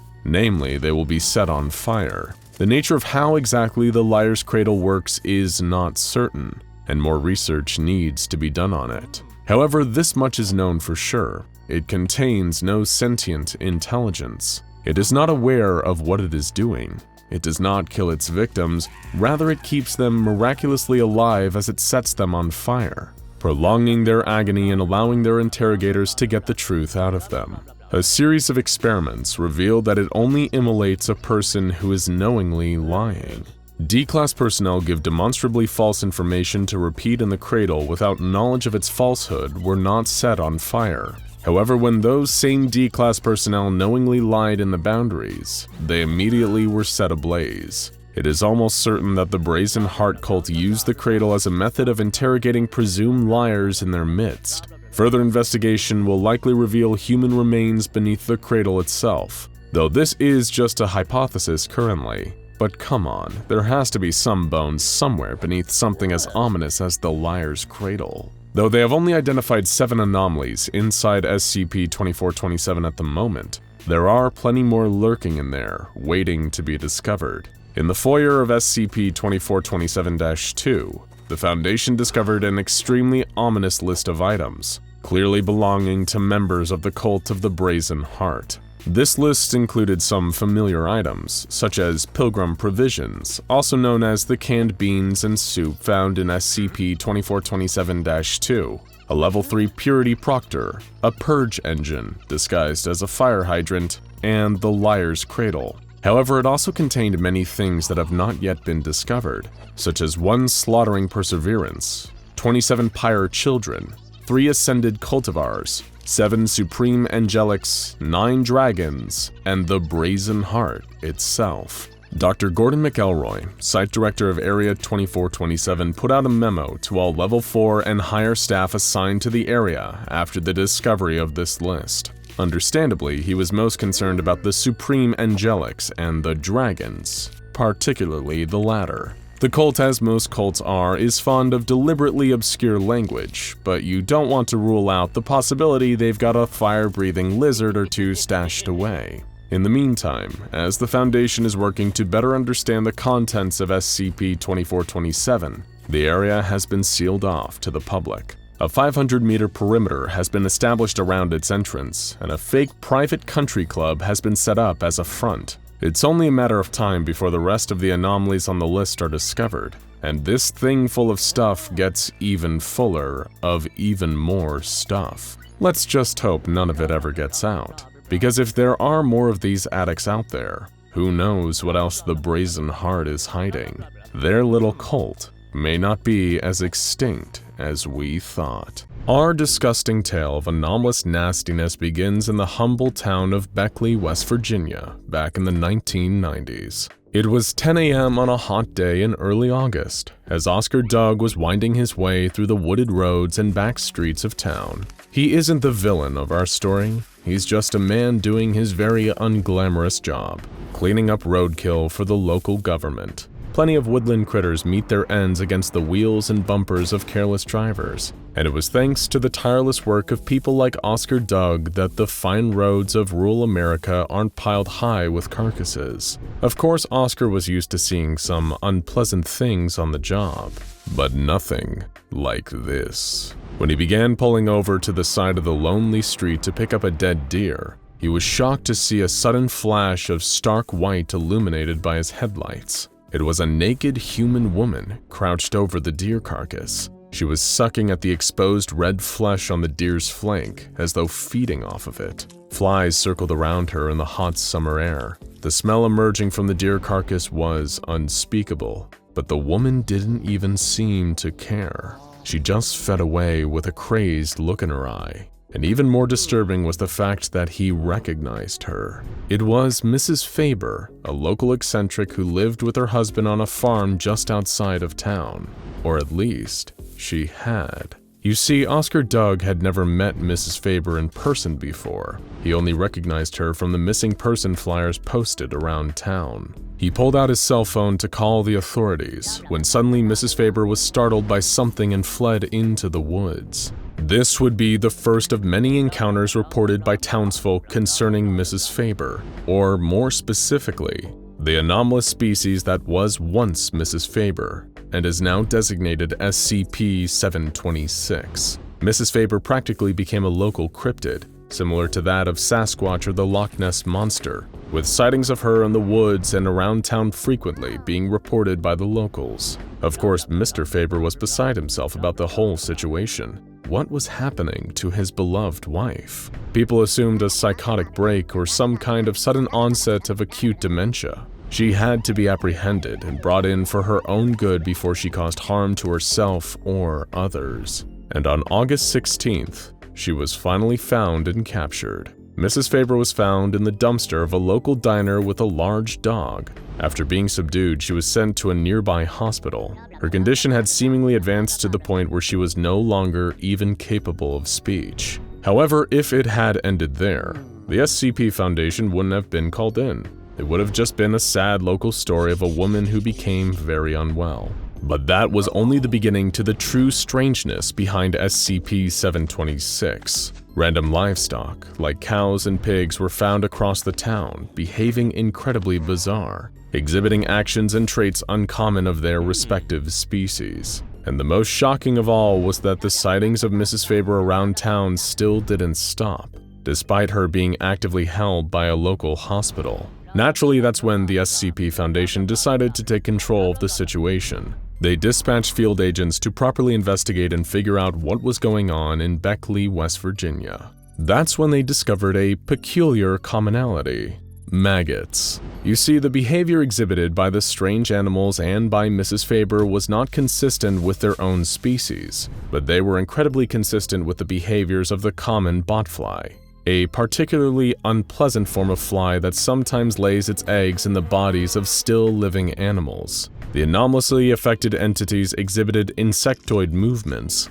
an affinity for rotting meat, and even strange shifting of the back muscles, suggesting the gesture of flapping wings that weren't there. But what was going on here? Was this mind control, or something more insidious? As it turned out, the key to unlocking this mystery was in the dumpster that Mrs. Faber was found in. An entire pig was found inside the dumpster, exhibiting the same strange behaviors as the other anomalous animals. But not long before it was transformed into a pig, it was simply a half-eaten hot dog thrown to waste in the garbage. This miraculous transformation came courtesy of SCP-726, now also known as the Reconstructive Maggots. Much like regular maggots, these creatures are attracted to decaying flesh and will multiply and consume dead bodies or rotten food rapidly. However, the truly strange thing is what happens afterward. The maggots will expel purified waste matter, which then reconstitutes back into a kind of living, exact clone of the entity it once was. Well, exact in a physical sense. In a psychological sense, these clones are exactly like a mature botfly. The maggots that reconstitute these bodies die off almost immediately, but whenever two of these clones mate, with reproductive behavior often being inspired by the presence of carcasses or spoilt meat, they produce more eggs, which in turn release SCP-726 maggots and begin the cycle all over again. And fascinatingly, these maggots can reconstitute an entire clone from even a portion of the original creature. Which begs the question, why were there seemingly multiple Mrs. Fabers sighted in and around the town of Beckley, West Virginia? Upon further investigation into Mrs. Faber and her husband, a terrible secret came to light. Mr. Faber had murdered his wife in a fit of rage and cut up her body before burying the pieces around the grounds of his home. Unbeknownst to him, an infestation of SCP-726 maggots across the property ate each piece and reconstituted them into individual fly-brained clones of the original. Mr. Faber was later arrested for the murder, and multiple people in the town of Beckley were given amnestic treatment to forget the strange and frightening things they'd seen. But for the Foundation, the strange and frightening things were only just beginning. An unnamed doctor with the SCP Foundation decided to conduct a series of utterly repulsive experiments on SCP-726, opening the log with the fateful words, "I've decided to begin by testing the limits of repeated replication. A single SCP-726 egg will be introduced per sample. Due to their rapid multiplication, maggot volume does not affect their speed of operation, only the size of the organism to be reconstructed." The first subject was a recently deceased Norwegian rat, cut in half lengthwise. When the SCP-726 eggs were introduced, the two halves were rapidly constituted into a pair of living rats with mirrored fur patterns. Both of these rats were then ground into a fine paste and mixed. Wondering if SCP-726 would create a hybrid, they did not, instead separating the mix into two piles and once again creating two rats, nearly identical to the ones before, except for one of them now having a red right eye. The rat without the red right eye was processed into a fine paste, get used to hearing that phrase, before the introduction of more SCP-726 samples. It reproduced a close approximation of the rat it once was, aside from a slight limp and blindness in both eyes. The heart was then taken from this rat, and upon the introduction of SCP-726 into the heart, it was reconstituted without eyes or any pigmentation. A note also mentions that the creature squeaked incessantly. The heart from this rat was then taken and cut in half, before SCP-726 was introduced. The result was a pair of even more severely messed up eyeless rats. One could only walk in tight circles, and the other immediately attacked the first rat. The doctor noted that both physiology and insect behavior seemed to degrade with repeated reconstitutions of the same genetic material. Next, a scrap of flesh was taken from the hairless rat. The creature that reconstituted from this was hairless, eyeless, and limbless,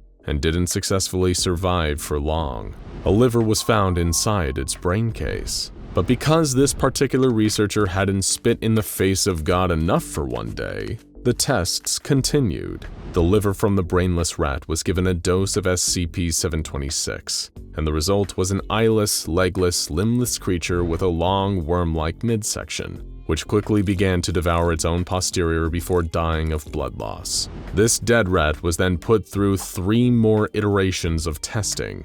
It first became a large, formless mass of tissue, and then a long, slug-like creature that takes in nutrients through its skin. After this, no more changes were recorded, as it had presumably reached its peak performance. The scientists decided to keep this creature for long-term observation, naming it Brundle, after the scientists in David Cronenberg's remake of The Fly. At this point, the doctor began to conduct tests that, mercifully, did not involve any more rats. Instead, the Foundation moved on to humans. Dried flesh from a body that's over 2,000 years old was given to SCP-726, leading to a full reconstitution of a middle-aged man with the mind of a fly, opening doors to potential practical forensic applications of SCP-726. Humans seem to experience a similar degree of form degradation after multiple reconstitutions from the same genetic material. But due to humans being larger and more complex organisms, the changes are often less pronounced, like changes in eye color or fingerprints. While the forensic use of SCP-726 is an open door, clones produced by SCP-726 are worthless for both medical and food purposes. During one experiment, SCP-726 was used to replace a missing chunk of a wounded D-Class's leg. This appeared to be successful at first, until the D-Class later experienced a rapid mental devolution into a fly-like state, just like the other victims of SCP-726. The D-Class was terminated, and the test was recorded as a failure. It's believed that a similar thing would happen if organ transplants were taken out of SCP-726 clones and given to non-anomalous donors. SCP-726 was used to clone several livestock animals, such as cows and pigs. Food items like steaks were rendered from these animals, cooked and given to D-Classes. Much like the transplants, this led to a similar state of devolution for those who ate the infected meat. Even when the meat was thoroughly disinfected and processed, the anomalous effects remained. So no, SCP-726 won't be ending world hunger anytime soon. Though if it gave us all the minds of flies through tainted meat, it may at least end all global warfare, seeing as flies don't have the mental capacity to create or wield weapons. At this point, it seemed that the researcher was just curious and felt like trying some other random experiments just for the heck of it, like getting SCP-726 to reconstitute a non-anomalous botfly, leading to the clone simply being an unusually large botfly which died shortly thereafter, or testing a burger patty from a local independent drive-thru restaurant that reconstituted into 2 different cows and 1 large rat. Yummy. But the most horrifying result of all came when they tested SCP-726 on what was supposedly a vegan burger, made entirely out of artificial meat and plant matter. The resulting creatures were so unimaginably horrifying they literally cannot be described. Even hardened SCP Foundation researchers were driven to scream and vomit at the mere sight of them. One of these creatures was killed and ground into fine paste before SCP-726 was introduced again. Somehow this resulted in something even worse. A truly horrifying, unkillable entity on par with SCP-682. Even when they liquefied the beast, it kept attacking. They could only stop it by freezing it and keeping it on ice. Testing into SCP-726 was suspended shortly thereafter.